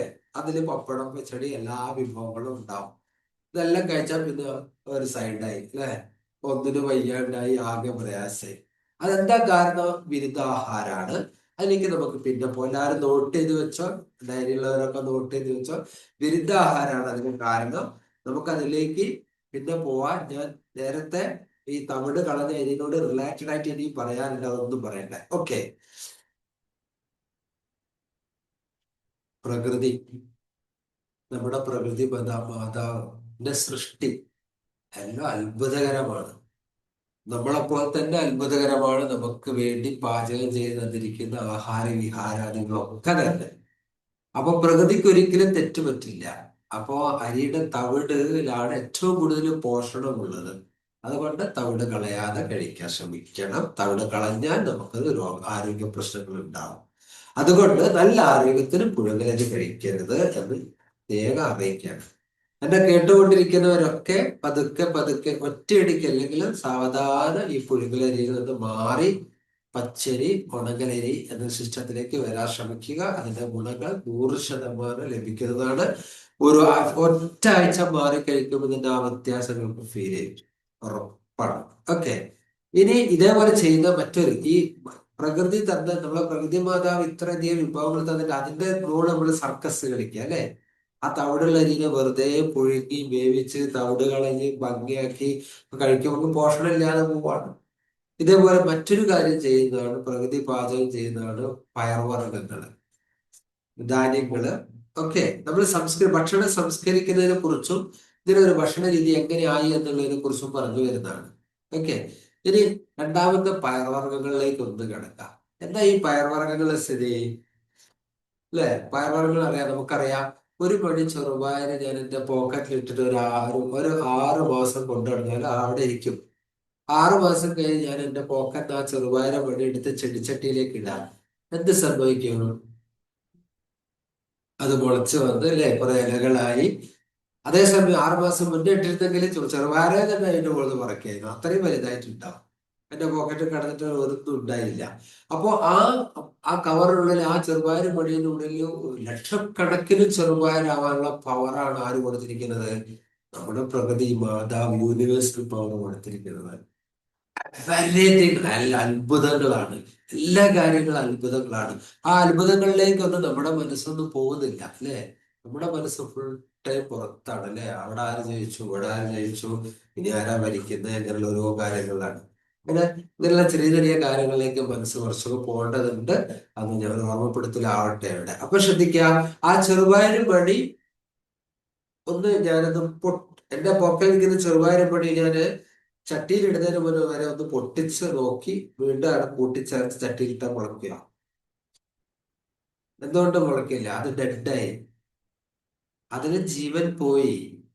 കാരണം പൊട്ടിക്കാത്ത ചെറുപയറിന് ജീവനുണ്ട്. ഓക്കെ. ഞങ്ങളിവിടെ ഈ മുത്താറി വാങ്ങി മുളപ്പിച്ച് ഉണക്കി പൊടിച്ചിട്ട് അവിടെ ആൾക്കാർ ഇഷ്ടംപോലെ വാങ്ങാൻ വരികയാണ്. ഷുഗറുള്ള ആൾക്കാരൊക്കെ വാങ്ങാൻ വന്നിട്ട് അവർ പറയുമ്പോൾ നല്ല സുഖമുണ്ട് ഈ മുത്താരം കഴിച്ചിട്ട്, ഷുഗറിനൊക്കെ നല്ല മാറ്റമുണ്ട് എന്നെല്ലാം പറയാം. എന്താ കാരണം? ഞങ്ങൾ വാങ്ങുന്ന മുത്താരം മുളച്ചിട്ടില്ല എങ്കിൽ അത് അതേപടി തിരിച്ചു കൊടുക്കും. അങ്ങനെ കണ്ടീഷൻ. കാരണം മുളച്ചിട്ടില്ലെങ്കിൽ അത് ഡെഡാണ്. പ്രത്യേകിച്ച് മുത്താറ് കേടാവാതിരിക്കാൻ സൾഫേറ്റ് അടിക്കുന്നുണ്ട്.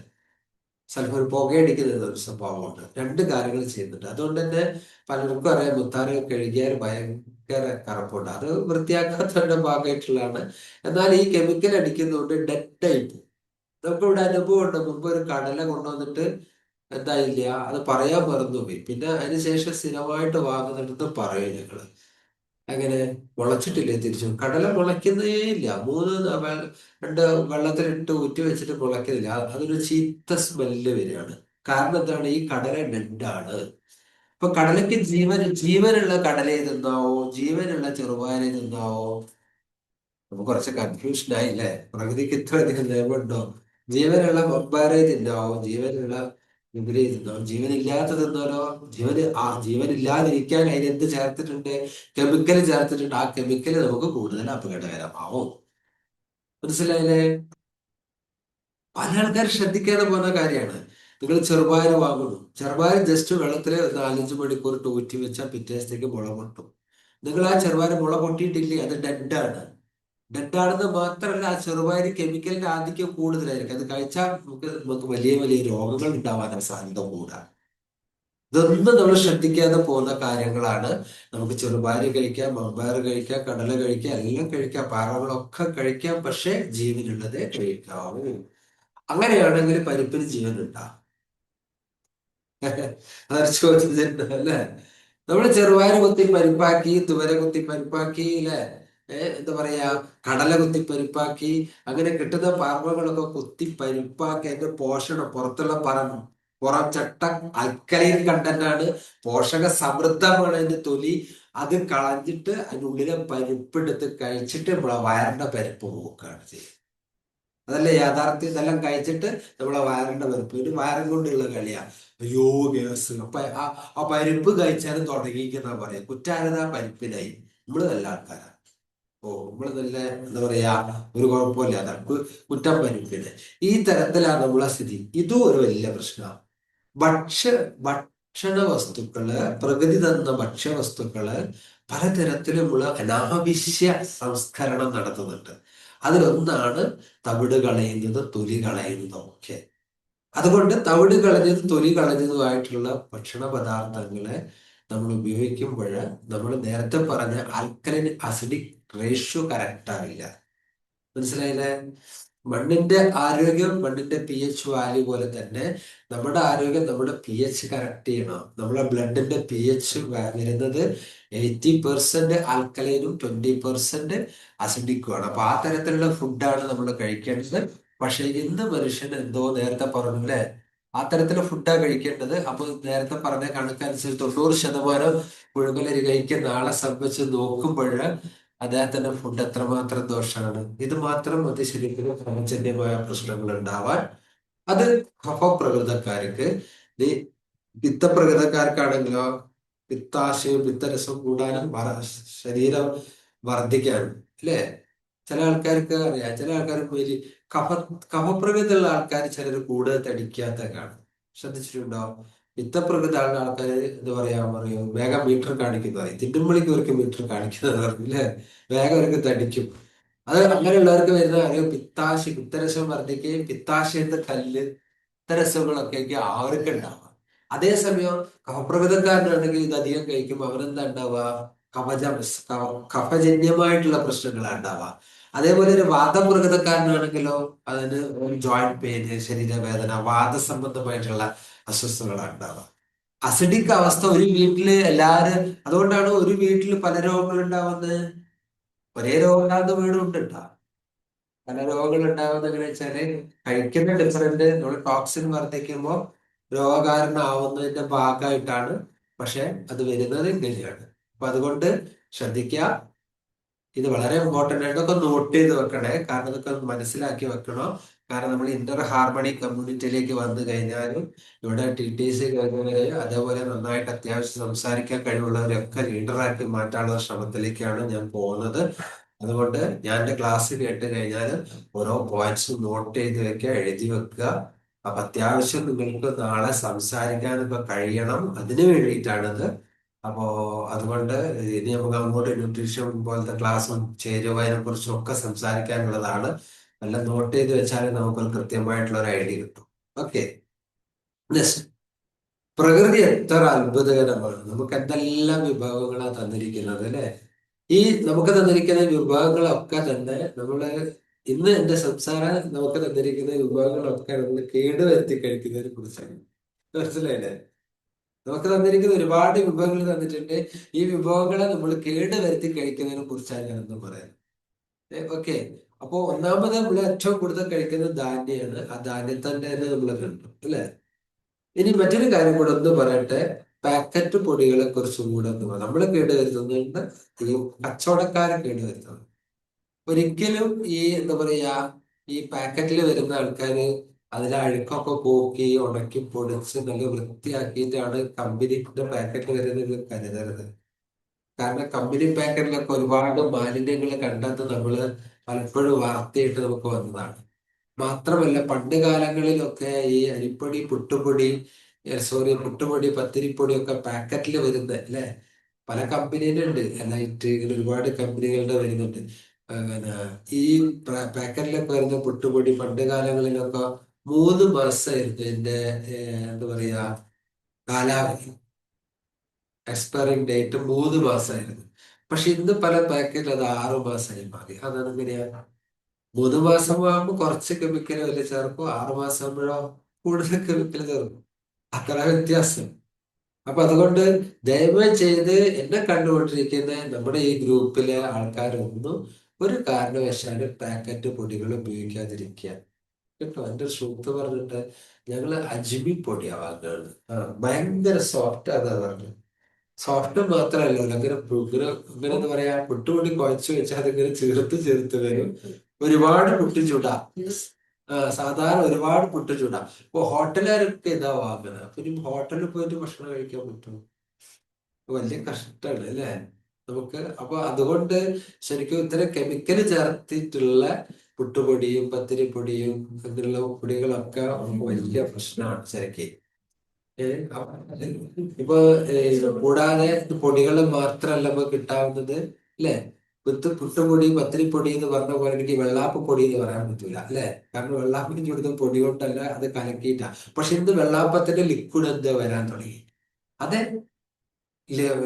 മറ്റേ ഇഡ്ഡലിന്റെ ലിക്വിഡ് വരാറുണ്ടെങ്കിൽ ലിക്വിഡായിട്ട് നിൽക്കുമ്പോൾ എത്രമാത്രം കെമിക്കൽ അതിൽ ചേരും. ഡ്രൈ ആയി നിൽക്കുന്നതിന് കെമിക്കലിനേക്കാളും 10 മടങ്ങായിരിക്കും ലിക്വിഡിൽ കെമിക്കൽ ഉണ്ടാവാം. വലിയൊരു വിഷയമാണ് അത്.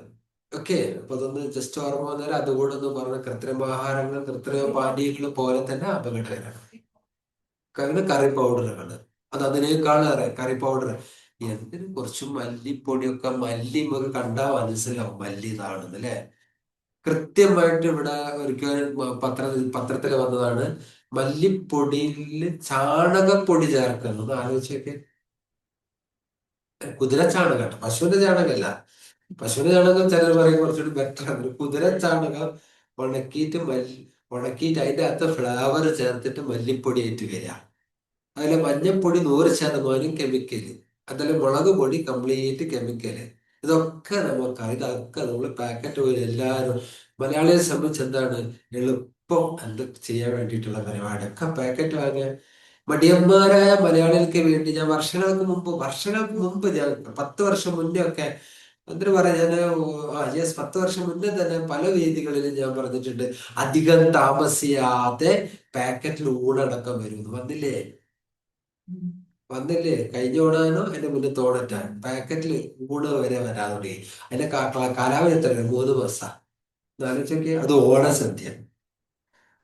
ഓണസദ്യയൊക്കെ 3 മാസമൊക്കെ നിൽക്കാറുണ്ടെന്ന് ആലോചിച്ചൊക്കെ, അതൊക്കെ എത്രമാത്രം കെമിക്കല് പ്രിസർവേറ്റീവ് അതിന്റെ അകത്തുണ്ടാവും. ഒക്കെ പ്രിസർവേറ്റീവ് നമ്മുടെ ബോഡിയിലെത്തിയാൽ എന്താ സംഭവിക്കുക? നോട്ട് ചെയ്ത് വെച്ചോ, കാരണം എല്ലാം നമുക്ക് ഇപ്പൊ പറയാൻ പറ്റൂല. ആരെങ്കിലും നോട്ട് ചെയ്ത്, ഞാൻ പിന്നെ സമയമുള്ളപ്പോ പിന്നെ അടുത്ത ക്ലാസ്സിൽ ഒക്കെ നമുക്ക് അങ്ങനെയുള്ള കാര്യങ്ങൾ ചർച്ച ചെയ്തിട്ട് പോവാം. കാരണം അങ്ങനെ പറഞ്ഞു പോകുമ്പോൾ നമ്മളെ ഉദ്ദേശിച്ച കാര്യം തീരില്ല. ഇന്ന് ഞാൻ പറയുന്നത്, നേരത്തെ പറഞ്ഞത് എന്താണ്, പ്രകൃതി, നമ്മുടെ പ്രകൃതി മാതാവ്, അല്ലെ? നമ്മുടെ എന്താ പറയാ, ഈ യൂണിവേഴ്സൽ പവർ നമുക്ക് വേണ്ടിയിട്ട് ധാരാളം ഭക്ഷണങ്ങളും ഒക്കെ ഈ ഭൂമിയിൽ നിർമ്മിച്ചിട്ടുണ്ട്. അത് കേടുവരുത്തി കഴിക്കുന്നത് എന്തൊക്കെയാണെന്ന് നമ്മൾ പറയുന്നത്. ഓക്കെ, അതുകൊണ്ട് നമ്മൾ വിരുദ്ധാഹാരങ്ങൾ ഇപ്പൊ പറയുന്നില്ല. അതേപോലെ തന്നെ ഈ പ്രിസർവേറ്റീവ് കെമിക്കൽ അകത്ത് പോയാൽ എന്ത് സംഭവിക്കുമോ, എങ്ങനെ ആരോഗ്യ പ്രശ്നം ഉണ്ടാവും ഇപ്പൊ പറയുന്നില്ല. മറിച്ച് നമ്മൾ ഈ വിഷയം മാത്രം ഒന്ന് സംസാരിച്ചു പോവാണ്, നമ്മൾ കേടുവരുത്തി കഴിക്കുന്നതിനെ കുറിച്ച്. ഓക്കെ, അതിൽ ഒന്നാമത് പറഞ്ഞ അരി, രണ്ടാമത്തെ പറഞ്ഞു പയർവർഗ്ഗങ്ങള്. ഓക്കെ, ഇനി മൂന്നാമത്തത് പറയുന്ന ഒന്നാണ് എന്ത്? ഫ്രൂട്ട്സുകൾ. ഒക്കെയാണ്. ഫ്രൂട്ട്സ് കേടുവരുത്തി കഴിക്കുന്നുണ്ടോ?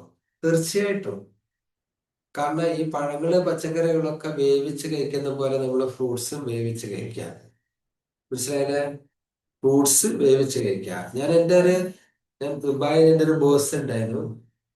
ആദ്യമായിട്ട് പോയ ചാലക്കുടി, ഞാൻ ആ പുള്ളിയുടെ വീട്ടിൽ പോയ സമയത്ത്, അദ്ദേഹത്തിന്റെ പേര് വിൻസെന്റ് എന്നാണ്. പുള്ളിയുടെ വീട്ടിൽ പോയ സമയത്ത്, ആദ്യമായിട്ട് പോയ സമയത്ത് എനിക്ക് അവിടുന്ന് മുന്തിരി പുഴുങ്ങി കൊണ്ടു. മുന്തിരി പുഴുങ്ങിയിട്ടേ. അപ്പൊ ഞാൻ പറഞ്ഞു, ഞങ്ങളെ കോഴിക്കോട് ഈ പഴം പുഴുങ്ങും, ഈ മുന്തിരി പുഴുങ്ങുന്ന ആദ്യം കാണുക. അല്ല, അത് ഇങ്ങനെ കെമിക്കലൊക്കെ ഉണ്ടാവുകയെ. പലരും ധാരണ കെമിക്കൽ ഉണ്ട് പുഴുങ്ങിയാൽ, കെമിക്കൽ ഉണ്ട്, കൂടുതൽ ഡേഞ്ചർ ആവും പുഴുങ്ങിയാല്. നമുക്ക് വെള്ളത്തെ കുറിച്ചുള്ള ഒരു ക്ലാസ് വരും, അതിൽ വിശദമായിട്ട് നമ്മള് അതിനെക്കുറിച്ച് നോട്ട് ചെയ്ത് വെച്ചോ. വെള്ളത്തെ കുറിച്ചുള്ള ക്ലാസ് നിങ്ങള്, ഞാൻ പറഞ്ഞാലും നിങ്ങൾ ചോദിക്കാൻ വേണ്ടിയിട്ടാണ്. വെള്ളം നിങ്ങള് ഡയറിയുടെ അത് നോട്ട് ചെയ്ത് വെക്കുക കേട്ടോ. വെള്ളത്തെ കുറിച്ച് മാത്രം, എന്താണ് വെള്ളമെന്നും എങ്ങനെയാണ് വെള്ളമെന്നും, അതേപോലെ കുറെ കാര്യങ്ങൾ അതിനെ കുറിച്ച് പറയാനുണ്ട്. അപ്പൊ ആ സമയത്ത് പറയാം. അപ്പൊ ഇത് പറഞ്ഞുകൊണ്ട് പെട്ടെന്ന് അത് ഓർമ്മ വന്നതാണ്. അപ്പൊ അതുകൊണ്ട് ഈ പഴം പുഴുങ്ങി കഴിക്കുന്ന രീതി നല്ലതാണോ? പുഴുങ്ങുമ്പോൾ അതിൽ പോഷണം കുറെ പോവും. ഞാൻ ചോദിക്കട്ടെ, ഞാൻ നേരത്തെ പറഞ്ഞു ജീവനുള്ള ഭക്ഷണം കഴിക്കേണ്ടത്. ജീവനുള്ള ഭക്ഷണമാണ് നമ്മൾ കഴിക്കേണ്ടത്. ജീവൻ ഭക്ഷണങ്ങൾ ഏറ്റവും കൂടുതൽ കഴിക്കേണ്ട ജീവൻ ഭക്ഷണമാണ്. ഇത് ഏറ്റവും കൂടുതൽ കഴിച്ചിട്ടില്ലെങ്കിൽ ഒരു ദിവസം കഴിക്കുന്നതിന് പകുതിയെങ്കിലും ജീവനുള്ള ഭക്ഷണം കഴിക്കാൻ ശ്രമിക്കുക. ഇനി അതും പറ്റില്ല, ഒരു നേരെങ്കിലും ജീവനുള്ള ഭക്ഷണം കഴിക്കുക. അപ്പൊ ജീവനുള്ള ഭക്ഷണം എന്താന്ന് പറയുന്നത്, കുക്ക് ചെയ്താൽ ജീവൻ ഉണ്ടാവില്ല, ചത്തു ഉറപ്പാ. പഴം പുഴുങ്ങി കഴിഞ്ഞാൽ എത്ര സമയം പറ്റും?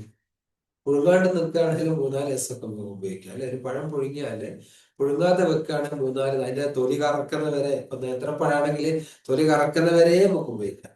പുഴുങ്ങിക്കഴിഞ്ഞാലോ എത്ര ദിവസം ഉപയോഗിക്കാം? തിളപ്പിച്ച വെള്ളം എത്ര ദിവസം ഉപയോഗിക്കാം? കൂടുതൽ ദിവസം ഉപയോഗിക്കാൻ ബുദ്ധിമുട്ടാ അല്ലേ. അല്ലേ? അതേസമയം പച്ചവെള്ളം ജീവൻ ജലമാണ്, ഇത് ജീവനുണ്ട്, ഓക്സിജൻ കണ്ടന്റ് ഉണ്ട്, അത് എത്ര ദിവസം വേണേ വെക്കാം. അപ്പൊ ജീവൻ ജലം, ജീവൻ ഭക്ഷണം, ഇതാണ് ജീവനുള്ള ശരീരത്തിന് വേണ്ടത്. നിങ്ങളുടെ ശരീരത്തിന് ജീവൻ ഉണ്ടെങ്കിൽ എന്ത് ചെയ്യണം? അതിന് കൂടുതൽ ജീവൻ ഭക്ഷണം, ജീവനുള്ള ഭക്ഷണങ്ങൾ കൊടുക്കണം. പഴങ്ങള്, പച്ചക്കറികൾ, ജീവനുള്ള ഭക്ഷണം, ജീവൻ ജലവും കൊടുക്കണം, പച്ചവെള്ളവും കൊടുക്കണം. ചില ആൾക്കാരൊക്കെ ഇപ്പൊ തിളപ്പിച്ച, ചില ആൾക്കാർ എൻ്റെ അടുത്ത് വന്നാൽ ചോദിക്കും വെള്ളം കുടിക്കുമോ? വെള്ളം കുടിക്കലുണ്ട്. ഞാൻ സാറേ, ഞാൻ തിളപ്പിച്ചാറ്റിയ വെള്ളം മാത്രമേ കുടിക്കൂ. അങ്ങനെ പറയുന്നവരുണ്ട്. ആ, ഞാൻ തിളപ്പിച്ചാറ്റിയ വെള്ളം മാത്രമേ എന്തോ വലിയ സംഭവമാര് കുടിക്കാൻ പറയാം. ഇപ്പൊ ഞാൻ പറഞ്ഞു അതിന് കുടിക്കരുത് എന്നറിയാം. അത് കുടിക്കരുത്. പച്ചവെള്ളം, കിണർ വെള്ളം കുടിക്കണ്ടേ?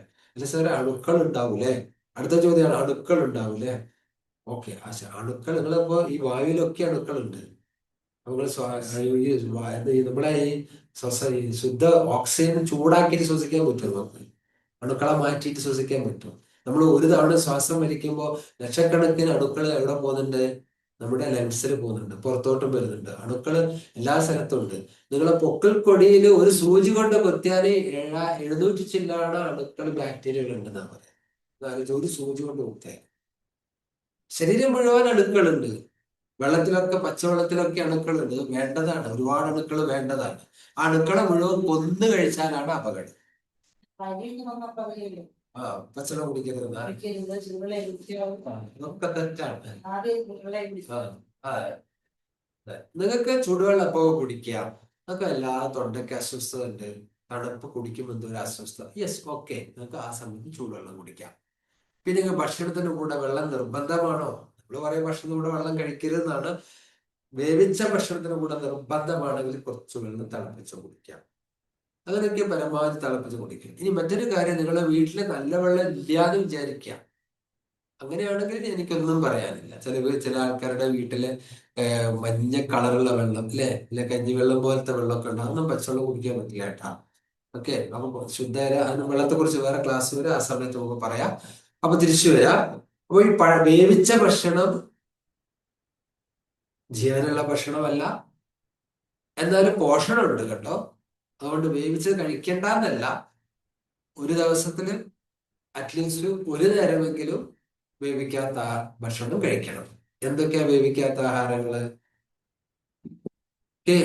പഴങ്ങള്, പച്ചക്കറികള്, അല്ലെ, പഴങ്ങള്, പച്ചക്കറികള്, അണ്ടിവർഗങ്ങള്, അല്ലെ, ഇതൊക്കെ വേവിക്കാത്ത ആഹാരങ്ങള്. പഴങ്ങള്, പച്ചക്കറികള്, അണ്ടിവർഗങ്ങള് ഒക്കെ വേവിക്കാത്തതാണ്. എന്നുള്ളതൊക്കെ കഴിക്കാൻ പറ്റും. എന്താ വേവിക്കാത്ത കഴിക്കണം വെച്ചിട്ട് ഇപ്പൊ നാളെ ചോറിന് പകരം അരി കഴിച്ചാളെ എന്നാലും വിചാരിക്കരുത്. പ്രത്യേകം പറഞ്ഞുതരാം. അപ്പൊ പറയുന്നത്, ഒരു മിനി ഡോക്ടർ സൂമിൽ ഒരു ക്ലാസ് എടുത്തിനും വേവിച്ച് കഴിക്കരുത്. അതുകൊണ്ട് ഞാൻ അരി മാത്രം കഴിക്കാൻ പറ്റൂല എന്ന് ഞാൻ തമാശയായിട്ട് പറഞ്ഞത് മാത്രം. ഓക്കെ, അപ്പോ ശ്രദ്ധിക്കാം. ഇനി മറ്റെന്തൊക്കെ അങ്ങനെ നമ്മൾ ആഹാരം കേടാക്കി കഴിക്കുന്നു എന്നുള്ളതാണ്. ഇനി ആഹാരം, ഒട്ടും ആഹാരം ഇല്ലാത്ത സാധനം നമ്മൾ കഴിക്കുന്നുണ്ട്, അതാണ് മിൽമ, പാല്. ഇപ്പൊ അമ്മ മിൽമക്കാർക്ക് ഇത്ര പശു ഉണ്ടെന്ന് പറയും അല്ലെ. പശു ഉണ്ട്, പക്ഷെ ഒരു വിതരണം ചെയ്യുന്ന പാല് ഒരു പശുവിന് കിട്ടുന്നേക്കാൾ എത്രയോ പതിമടങ്ങാണ്. മനസ്സിലാക്കാം. നിങ്ങൾ ഒരു കാര്യം ശ്രദ്ധിക്കുക, നമ്മളെ വീട്ടിൽ പശു ഉണ്ടെന്ന് വിചാരിക്കുക, ആ പാല് എത്ര സമയം നമുക്ക് സൂക്ഷിക്കാൻ സാധിക്കും? എത്ര സമയം നമുക്ക് സൂക്ഷിക്കാൻ സാധിക്കും? ഒരു ദിവസത്തിൽ കൂടുതൽ പറ്റില്ല അല്ലെ.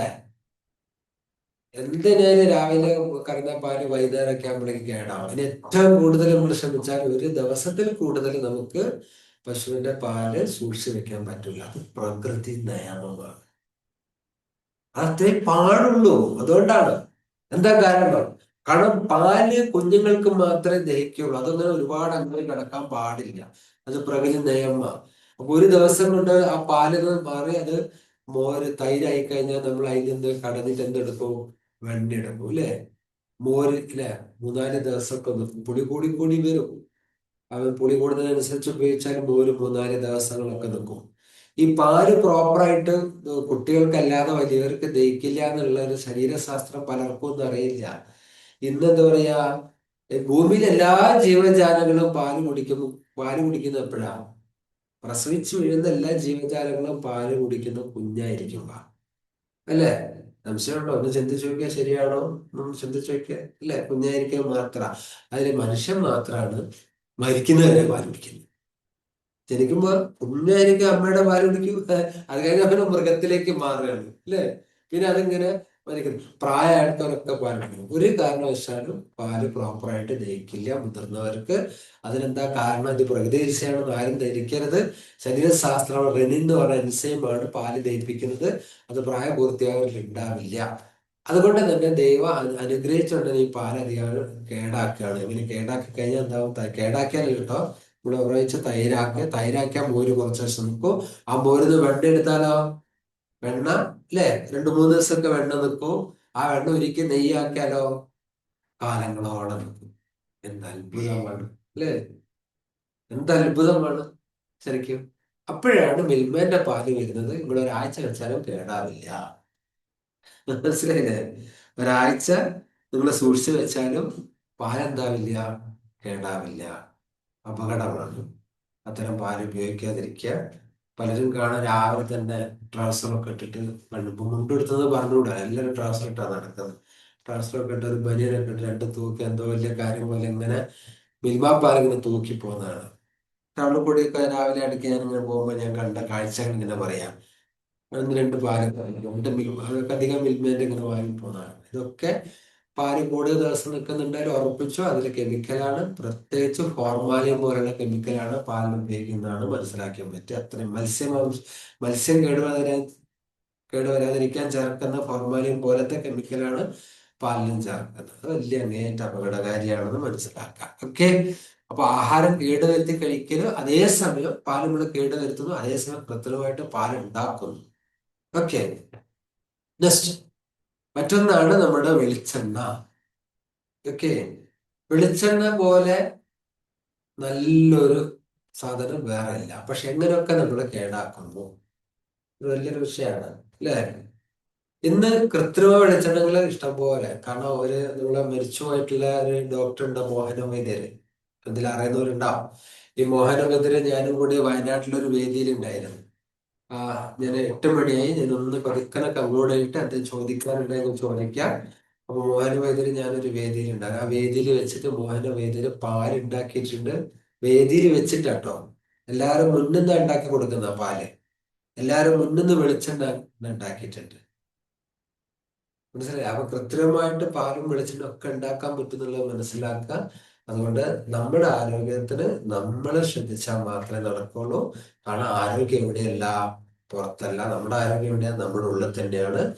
മനുഷ്യൻ കസ്തൂരിമാനിനെ പോലെ ആരോഗ്യം തേടി മനഃശാന്തി തേടി പുറത്തൊക്കെ അലയുകയാണ്. പുറത്തല്ല ഉള്ളത്, എല്ലാം ഉള്ളിലാണെന്ന് മനസ്സിലാക്കുക. അപ്പൊ നമ്മുടെ ശ്രദ്ധ മാത്രമാണ് നമുക്ക് ആരോഗ്യം തരിക. മനസ്സിലായ? ലോകത്തിലൊരു ഡോക്ടർമാർക്ക് ആരോഗ്യം തരാൻ സാധിക്കില്ല. നിങ്ങളെ പ്രയാസത്തിൽ നിന്നൊക്കെ കുറച്ച് കുറയ്ക്കാനോ ഒരു വഴി കാണിക്കാനോ ഒക്കെ ഉള്ളൂ ഞങ്ങളെ പോലെയുള്ള ആൾക്കാർക്കോ ഏത് ഡോക്ടർമാർക്കാണെങ്കിലും കഴിയുള്ളൂ. നല്ല ആരോഗ്യമുണ്ടെങ്കിൽ നമ്മുടെ ലൈഫ് സ്റ്റൈൽ എന്ത് ചെയ്യണം? ചേഞ്ച് ചെയ്യണം. 90% രോഗങ്ങൾക്ക് കാരണം ജീവിതശൈലിയാണെന്നാണ് പറയുന്നത്. അപ്പൊ ജീവിതശൈലിയാണെങ്കിൽ ജീവിതശൈലി മാറാൻ മരുന്നൊന്നുമില്ല. ജീവിതശൈലി നമ്മൾ മാറ്റിയേ പറ്റുള്ളൂ. ഓക്കെ. 90% രോഗത്തിന് കാരണം ജീവിതശൈലിയാണെങ്കിൽ ആ ജീവിതശൈലി മാറ്റണം. അത് മാറ്റാൻ വേണ്ടി ഇത്തരം അറിവുകൾ, നമ്മൾ കഴിക്കുന്ന ഭക്ഷണത്തിന് ദോഷവും നല്ലതൊക്കെ മനസ്സിലാക്കി ചെറുങ്ങനെ നമ്മൾ മാറ്റിക്കൊണ്ട് വരല് മാത്രമേ നിവൃത്തിയുള്ളൂ. നിരന്തരം ഈ ക്ലാസ് കേൾക്കുമ്പോൾ നല്ലതാണ്. ശരിക്ക് നമുക്ക് ഈ ക്ലാസ് ഇപ്പം മാത്രമേ ഉള്ളൂ, മാസത്തിൽ ഒരിക്കലേ ഉള്ളൂ. സെക്കൻഡ് സാറ്റർഡേ മാത്രമേ ഉള്ളൂ. അത് വീക്ക്ലി 1 ക്ലാസ് കിട്ടണമെന്ന് ആഗ്രഹമുള്ളവര് ഇവിടെ കമ്മ്യൂണിറ്റി ക്രിയേഷൻസ് പുതിയ വർഷത്തിലേക്ക് നടക്കുന്നുണ്ട്. അപ്പോൾ ഞാൻ നാളെ തായ്ലൻഡിലേക്ക് പോവാണ്. ഒരാഴ്ച കഴിഞ്ഞിട്ട് എത്തുള്ളൂ. അടുത്ത ഞായറാഴ്ച നടക്കാൻ പറ്റും. ശനിയാഴ്ച വന്നാൽ അടുത്ത ഞായറാഴ്ച ക്ലാസ് ഉണ്ടാവും. അപ്പൊ ശനിയാഴ്ച വരാൻ പറ്റുന്ന അവസ്ഥ ഉണ്ടെങ്കിൽ അത് നേരത്തെ മുൻകൂട്ടി ഇവിടെ അറിയിച്ച് എല്ലാവർക്കും ഇൻഫർമേഷൻ തരുന്നതാണ്. അപ്പൊ നെക്സ്റ്റ് ശനി ഞായർ എന്റെ ഓർമ്മ ശരിയാണ്, 21 തോന്നുന്നുണ്ട്, അല്ലേ? ഇന്നിപ്പോ എത്ര തീയതി? ഇന്ന് 13 അല്ലേ? അപ്പൊ 21. അപ്പൊ 21-ാം തീയതി നമുക്ക് ഹാപ്പി സോറി, നമുക്ക് ഇന്നർ ഹാർമണിയെ കുറിച്ചുള്ള, നമ്മുടെ ഇന്നർ ഹാർമണി കമ്മ്യൂണിറ്റി എന്താന്നുള്ളതിനെ കുറിച്ചുള്ള ഡീറ്റെയിൽ ആയിട്ടുള്ള ക്ലാസ് ഉണ്ടാവും. അതിൽ പങ്കെടുത്തവരും ഇതിൻ്റെ അകത്തുണ്ട്, അതിൽ ജോയിൻ ചെയ്തവരും ഇതിനകത്തുണ്ട്. ഇനി നമ്മൾ അതിനെക്കുറിച്ചുള്ള ക്ലാസ്സിനെ കുറിച്ച് അതിലേക്ക് വന്നു കഴിഞ്ഞാലുള്ള ഗുണങ്ങളൊക്കെ അതിൽ പറയും. പക്ഷെ നമുക്ക് വീക്കിലി ക്ലാസ് കിട്ടും. നിരന്തരം ഇത്തരം കാര്യങ്ങൾ കേൾക്കുമ്പോഴാണ് നമ്മളുടെ മാറ്റം കൂടുതൽ വരിക. എന്തെങ്കിലും സംശയം ഉണ്ടെങ്കിൽ ചോദിച്ചിട്ട് നമുക്ക് 8 മണിയായി, ചോദിച്ചിട്ട് നമുക്ക് അവസാനിപ്പിക്കാം. ഒരു 15 മിനിറ്റ് കൂടെ വേണമെങ്കിൽ മുന്നോട്ട് പോവാം. ആർക്കെങ്കിലും ഈ പറഞ്ഞതിൽ നിന്നാണ് എപ്പോഴും ഇല്ലേ പറഞ്ഞതെന്ന് ചോദിക്കാൻ തന്നെ ശ്രമിക്കുക പരമാവധി. കാരണം നമ്മൾ ഇന്ന് എടുത്തിരിക്കുന്ന വിഷയം എന്താണ്? നമ്മുടെ പ്രകൃതി മാതാവ് നമുക്ക് കനിഞ്ഞ് അനുഗ്രഹിച്ച് തന്ന ഒരുപാട് ഭക്ഷ്യവസ്തുക്കളെ നമ്മൾ കേടുവരുത്തി കഴിക്കുന്നു. ഓക്കെ, സോറി, വെളിച്ചെണ്ണയെ കുറിച്ച് പറഞ്ഞ് മുഴുവനാക്കില്ല. വെളിച്ചെണ്ണ ശരിക്കും പറഞ്ഞാല് ഒരു സിദ്ധ ഔഷധമാണ്. ഒരുപാട് കാര്യത്തിന് ഉപയോഗിക്കാൻ പറ്റിയ ഒരു സാധനമാണ് വെളിച്ചെണ്ണ. അതേസമയം തേങ്ങ തന്നെ നല്ലൊരു ഭക്ഷണ പദാർത്ഥമാണ്. അതുപോലെ തന്നെ വെളിച്ചെണ്ണ കൊളസ്ട്രോൾ ഉണ്ടാക്കില്ല, ഒരു പ്രയാസങ്ങൾ ഉണ്ടാക്കില്ല. അത് വെളിച്ചെണ്ണ ഒരു കാലത്ത് കൊളസ്ട്രോൾ ഉണ്ടാക്കുന്ന പ്രചരിപ്പിച്ച മുഴുവൻ വിദേശ ഡോക്ടർമാരുടെ ഒരു സ്വാധീനത്തിലൂടെ വന്നൊരു സംഭവമാണ്. ആ സമയം ഇവിടെ പാം ഓയിൽ ഇറക്കിയിട്ട് പകരം ഇവിടുന്ന് വെളിച്ചെണ്ണ വിദേശത്തേക്ക് കൊണ്ടുപോയതാണ്. പാം ഓയിൽ എന്ന് പറയുന്നത് എന്താണ്? പാം എന്ന് പറഞ്ഞാൽ പനയാണ്. പനയിൽ നിന്ന് എടുക്കുന്ന എണ്ണയാണ് പാം ഓയിൽ. പക്ഷെ ഇന്നുള്ള പാം ഓയിൽ ഒന്നും പാം ഓയിൽ അല്ല, എല്ലാം ആർട്ടിഫിഷ്യൽ ഓയിലാണ്. ഇന്ന് കിട്ടുന്ന സൺഫ്ലവർ ഓയിൽ ഒന്നും സൺഫ്ലവർ ഉണ്ടാക്കുന്നതല്ല, എല്ലാം ആർട്ടിഫിഷ്യൽ ആണ്. പക്ഷെ ഓ ആ തവിടെണ്ണ നല്ലത് കിട്ടാനുണ്ട്, നമ്മൾ ശ്രദ്ധിച്ചു വാങ്ങണം. നല്ലത് കമ്പനി നല്ലോണം ശ്രദ്ധിച്ചു വാങ്ങണം. ഇപ്പൊ വെളിച്ചെണ്ണ നമുക്ക് പാക്കറ്റ് ഇപ്പൊ വരുന്നുണ്ടല്ലോ. പക്ഷെ വെളിച്ചെണ്ണന്റെ ഒരു വലിയ വിഷയം വരുന്നത് കൃത്രിമമായിട്ട് വെളിച്ചെണ്ണ ഉണ്ടാക്കുന്നുണ്ട്, വലിയ പ്രശ്നമാണ്. അപ്പൊ നമുക്ക് തൊട്ടടുത്ത മില്ലുണ്ടെങ്കിൽ, നാട്ടുപ്രദേശത്തൊക്കെ മില്ലുണ്ടെങ്കിൽ മില്ലിന്ന് വാങ്ങാം. ഇനി മില്ലിന്ന് നിങ്ങള് കുപ്പിയിലെ വാങ്ങാവോ? ചക്കിലാട്ടിയതൊക്കെ ഉണ്ട്, പക്ഷെ കുപ്പിയിലെ വാങ്ങാം. എന്തുകൊണ്ട് പാക്കറ്റ് വാങ്ങരുത്? ഈ പാക്കറ്റ് ഇങ്ങനെ സീൽ ചെയ്യുന്ന സമയത്ത് ഈ പാക്കറ്റിലെ പ്ലാസ്റ്റിക്കിന്റെ കണ്ടന്റ് ഇതിലേക്ക് പോകും. അത് മാത്രം മതി വന്ധ്യത പോലുള്ള പല ആരോഗ്യ പ്രശ്നങ്ങളുണ്ടാവും, ഒരുപാട് ആരോഗ്യ പ്രശ്നങ്ങളുണ്ടാവും. പ്ലാസ്റ്റിക്കിന്റെ അംശം ശരീരത്തിൽ ചെന്ന് കഴിഞ്ഞാൽ വലിയ അപകടമാണ്. അപ്പോ ചൂടാകുമ്പോൾ അപ്പൊ ഒരിക്കലും എന്താ ലിക്വിഡ്, ഇത് മാത്രമല്ല ലിക്വിഡ് ഐറ്റംസ് ഒന്നും പാക്കറ്റ്, ഈ പാല് വരെ പാക്കറ്റ് വാങ്ങുന്നില്ല ആൾക്കാര്. പലതും തൈരൊക്കെ ഞാൻ പരമാവധി ഞങ്ങള് ഇവിടെ പോയിട്ട് വാങ്ങും. മാക്സിമം ഇവിടുന്ന് പാത്രം കൊണ്ടുപോകാം. സൊസൈറ്റിയിൽ നിന്ന് തൈരും ഓരോ പാലൊക്കെ വാങ്ങാൻ ഞങ്ങള് എന്തായിട്ട് പോകും? പാത്രമായി പോകും. ഒരിക്കലും പരമാവധി ഒരു വേണമെങ്കിലും അവിടെ നിന്ന് തൈര് പാക്കറ്റാക്കി ഒട്ടിച്ചു തരും. അപ്പൊ ഒട്ടിക്കുന്ന സമയത്ത് ഈ മെൽറ്റ് ആവുമല്ലോ, ഒട്ടാ. അപ്പൊ പ്ലാസ്റ്റിക്കിന്റെ അംശം കൊണ്ട് കിടക്കും, ഈ തൈരിന്റെ ഉള്ളിലോട്ട് കിടക്കും. അത് ഭയങ്കര ഡേഞ്ചറാണ്. അപ്പൊ പരമാവധി പ്ലാസ്റ്റിക്കിൽ അങ്ങനെ വാങ്ങരുത്. പിന്നെ എന്തെങ്കിലും വിട്ടുപോയിട്ടുണ്ടെങ്കിൽ ഇവിടെ ആരെങ്കിലും പറയാം, നമ്മൾ പിന്നെ എന്തെങ്കിലും അങ്ങനെ. യെസ്. പിന്നെ വെളിച്ചെണ്ണ എണ്ണകളെല്ലാം, എല്ലാ എണ്ണകളും ഒരിക്കൽ ചൂട്, ഇപ്പൊ ഒരു ഉദാഹരണം പറഞ്ഞാൽ പല വീട്ടിലും പല ആൾക്കാരും ചെയ്യുന്ന കാര്യമാണ് പപ്പടം കാച്ചും. ഓക്കെ, പപ്പടം കാച്ചിട്ട് ആ വെളിച്ചെണ്ണ അവിടെ വെക്കും. അല്ലെ വേറെ എന്തെങ്കിലും ഉണ്ടാക്കിയ വെളിച്ചെണ്ണ ഉണ്ടെങ്കിൽ അത് ബാക്കി അവിടെ വെക്കും. പിറ്റേ ദിവസം അത് വറവിടും. ഒരിക്കലും ചെയ്യരുത്. ഒരിക്കൽ ചൂടാക്കിയ എണ്ണ, ശ്രദ്ധിക്കണം, ഒരിക്കൽ ചൂടാക്കിയ എണ്ണ, അത് ഏത് എണ്ണ ആയിക്കോട്ടെ, കൃത്രിമ എണ്ണയായാലും ശരി, അല്ല നല്ല വെളിച്ചെണ്ണയായാലും ശരി, ഏത് എണ്ണയായാലും ഒരിക്കൽ ചൂടാക്കിയ എണ്ണ വീണ്ടും ചൂടാക്കിയാൽ അതിൽ അക്രോലിൻ എന്ന് പറഞ്ഞ രാസവസ്തു ഉണ്ടാവും. അക്രോലിൻ. ഈ അക്രോലിൻ ക്യാൻസറിന് കാരണമാണ്.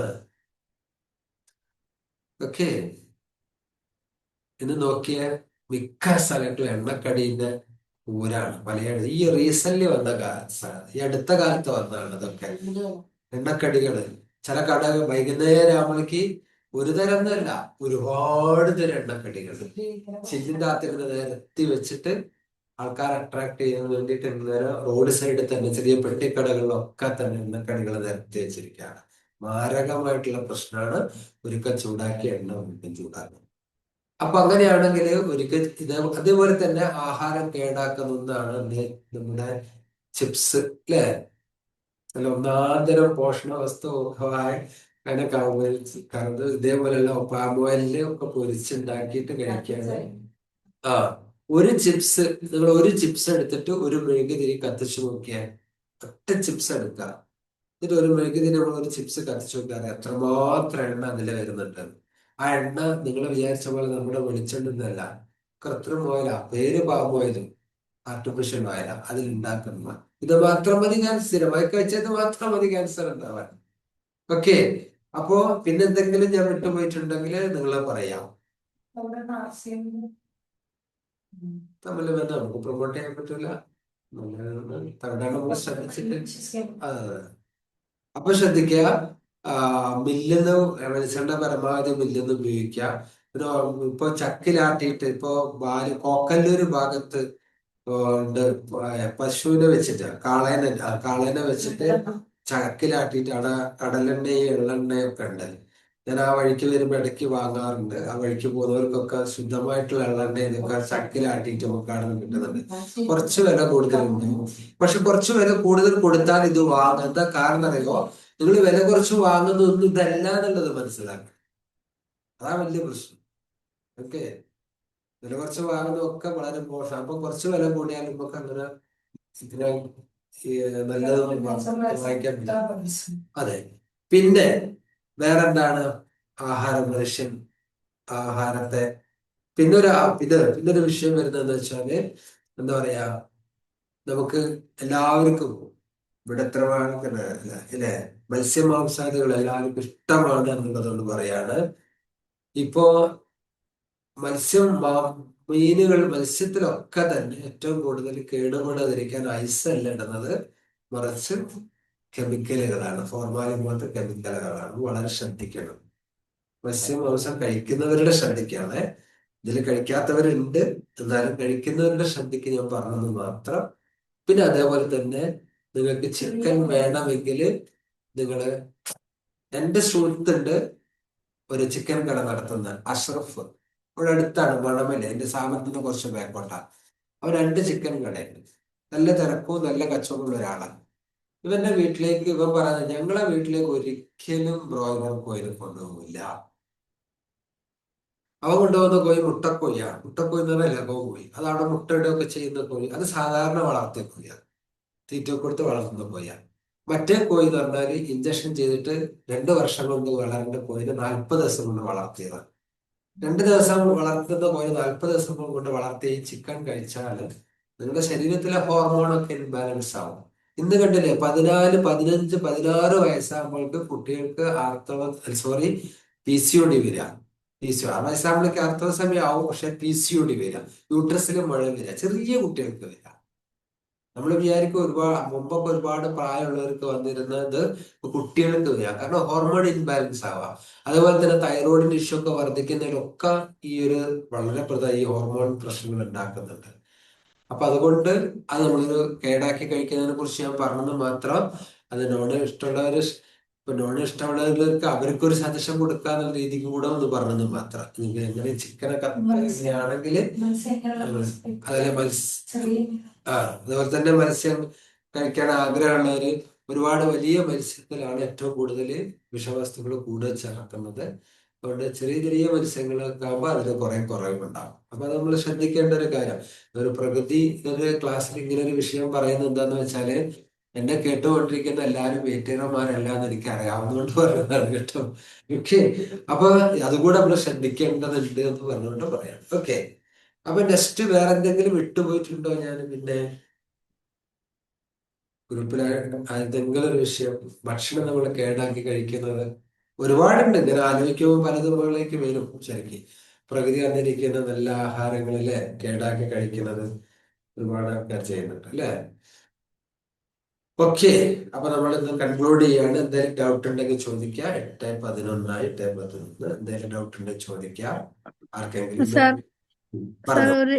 ഒരാഴ്ച യോഗ ഉണ്ടാവൂല അപ്പൊ സാറ് പോവുകയാകുമ്പോ? അല്ലല്ല, യോഗ ഉണ്ട്. യോഗ രാവിലെയും വൈകിട്ടും ഉണ്ട്. യോഗ ക്ലാസ് ഒക്കെ ഇവിടെ നടക്കും. ഓ, ഓക്കെ. ഇന്ന് നല്ല ക്ലിയർ അല്ലേ സുഭാഷ് ജി? ഇന്ന് നല്ല ക്ലിയർ അല്ലേ? കേൾക്കുന്നില്ലേ നന്നായിട്ട്? ഇന്ന് നല്ല ക്ലിയർ ആണ്, ഒരു കുഴപ്പമില്ല. ഒരു കുഴപ്പമില്ല. അപ്പൊ നമുക്ക് അടുത്ത നാളെയല്ല, അടുത്ത ഞായറാഴ്ച വെബിനാർ ഇതേപോലെ നന്നാക്കാൻ ശ്രമിക്കാം. ഓക്കെ. ഇനി ഓക്കെ. വേറെ ആർക്കെങ്കിലും എല്ലാവർക്കും ആരൊക്കെ പങ്കെടുത്തത്? ഒരു 11 പേര് പങ്കെടുത്തിട്ടുണ്ടല്ലോ. ഒക്കെ ഇല്ല. എന്താ സോറി, ഇത് ആള് കുറഞ്ഞു പോയത് ഇതാണ്. എൻ്റെ മൊബൈൽ ഇങ്ങനെ വെള്ളത്തിൽ പോയത് കാരണം നേരത്തെ തന്നെ എനിക്ക് എല്ലാവരും അറിയിക്കാൻ പറ്റിയിട്ടില്ല. അന്ന് വൈകുന്നേരമാണ് അറിയിച്ചത്. അതുകൊണ്ടാണ് ആള് കുറഞ്ഞു പോയത്. ഓക്കെ, എന്തായാലും വൈകുന്നേരം കണ്ട് രാത്രി ഇത്രയും സമയം ഇത് കേൾക്കാൻ, നമ്മുടെ സ്വന്തം ആരോഗ്യം സംരക്ഷിക്കാൻ വേണ്ടി ഇത് കേൾക്കാനിരുന്ന് ഇത്രയും സമയം ചെലവഴിച്ച എല്ലാവർക്കും എൻ്റെ ഹൃദയം നിറഞ്ഞ നന്ദി ഞാൻ അറിയിക്കട്ടെ. എല്ലാവരും ഒന്ന് ചോദ്യമൊന്നും ചോദിക്കാനില്ലെങ്കിൽ എല്ലാവരും നട്ടില്ലെന്ന് പറഞ്ഞിരിക്കുക. കണ്ണുകളടച്ച് സ്വല്പം നേരം നമ്മുടെ ശ്വസനത്തെ ശ്രദ്ധിക്കുക. നമ്മുടെ ശ്രദ്ധ പൂർണ്ണമായും ശ്വസനത്തിലായിരിക്കട്ടെ.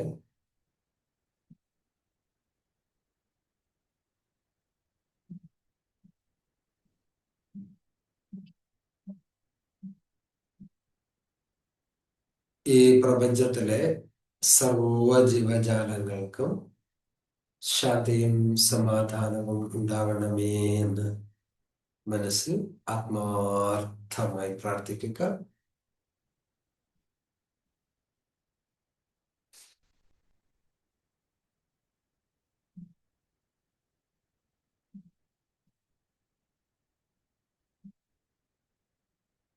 പ്രാർത്ഥിച്ച ശേഷം കൈകത്തുകൾ കൂട്ടി രക്ഷി മുഖത്തും കൺപോളകളും തടവി പതുക്കെ കടന്നു. Okay, thank you very much.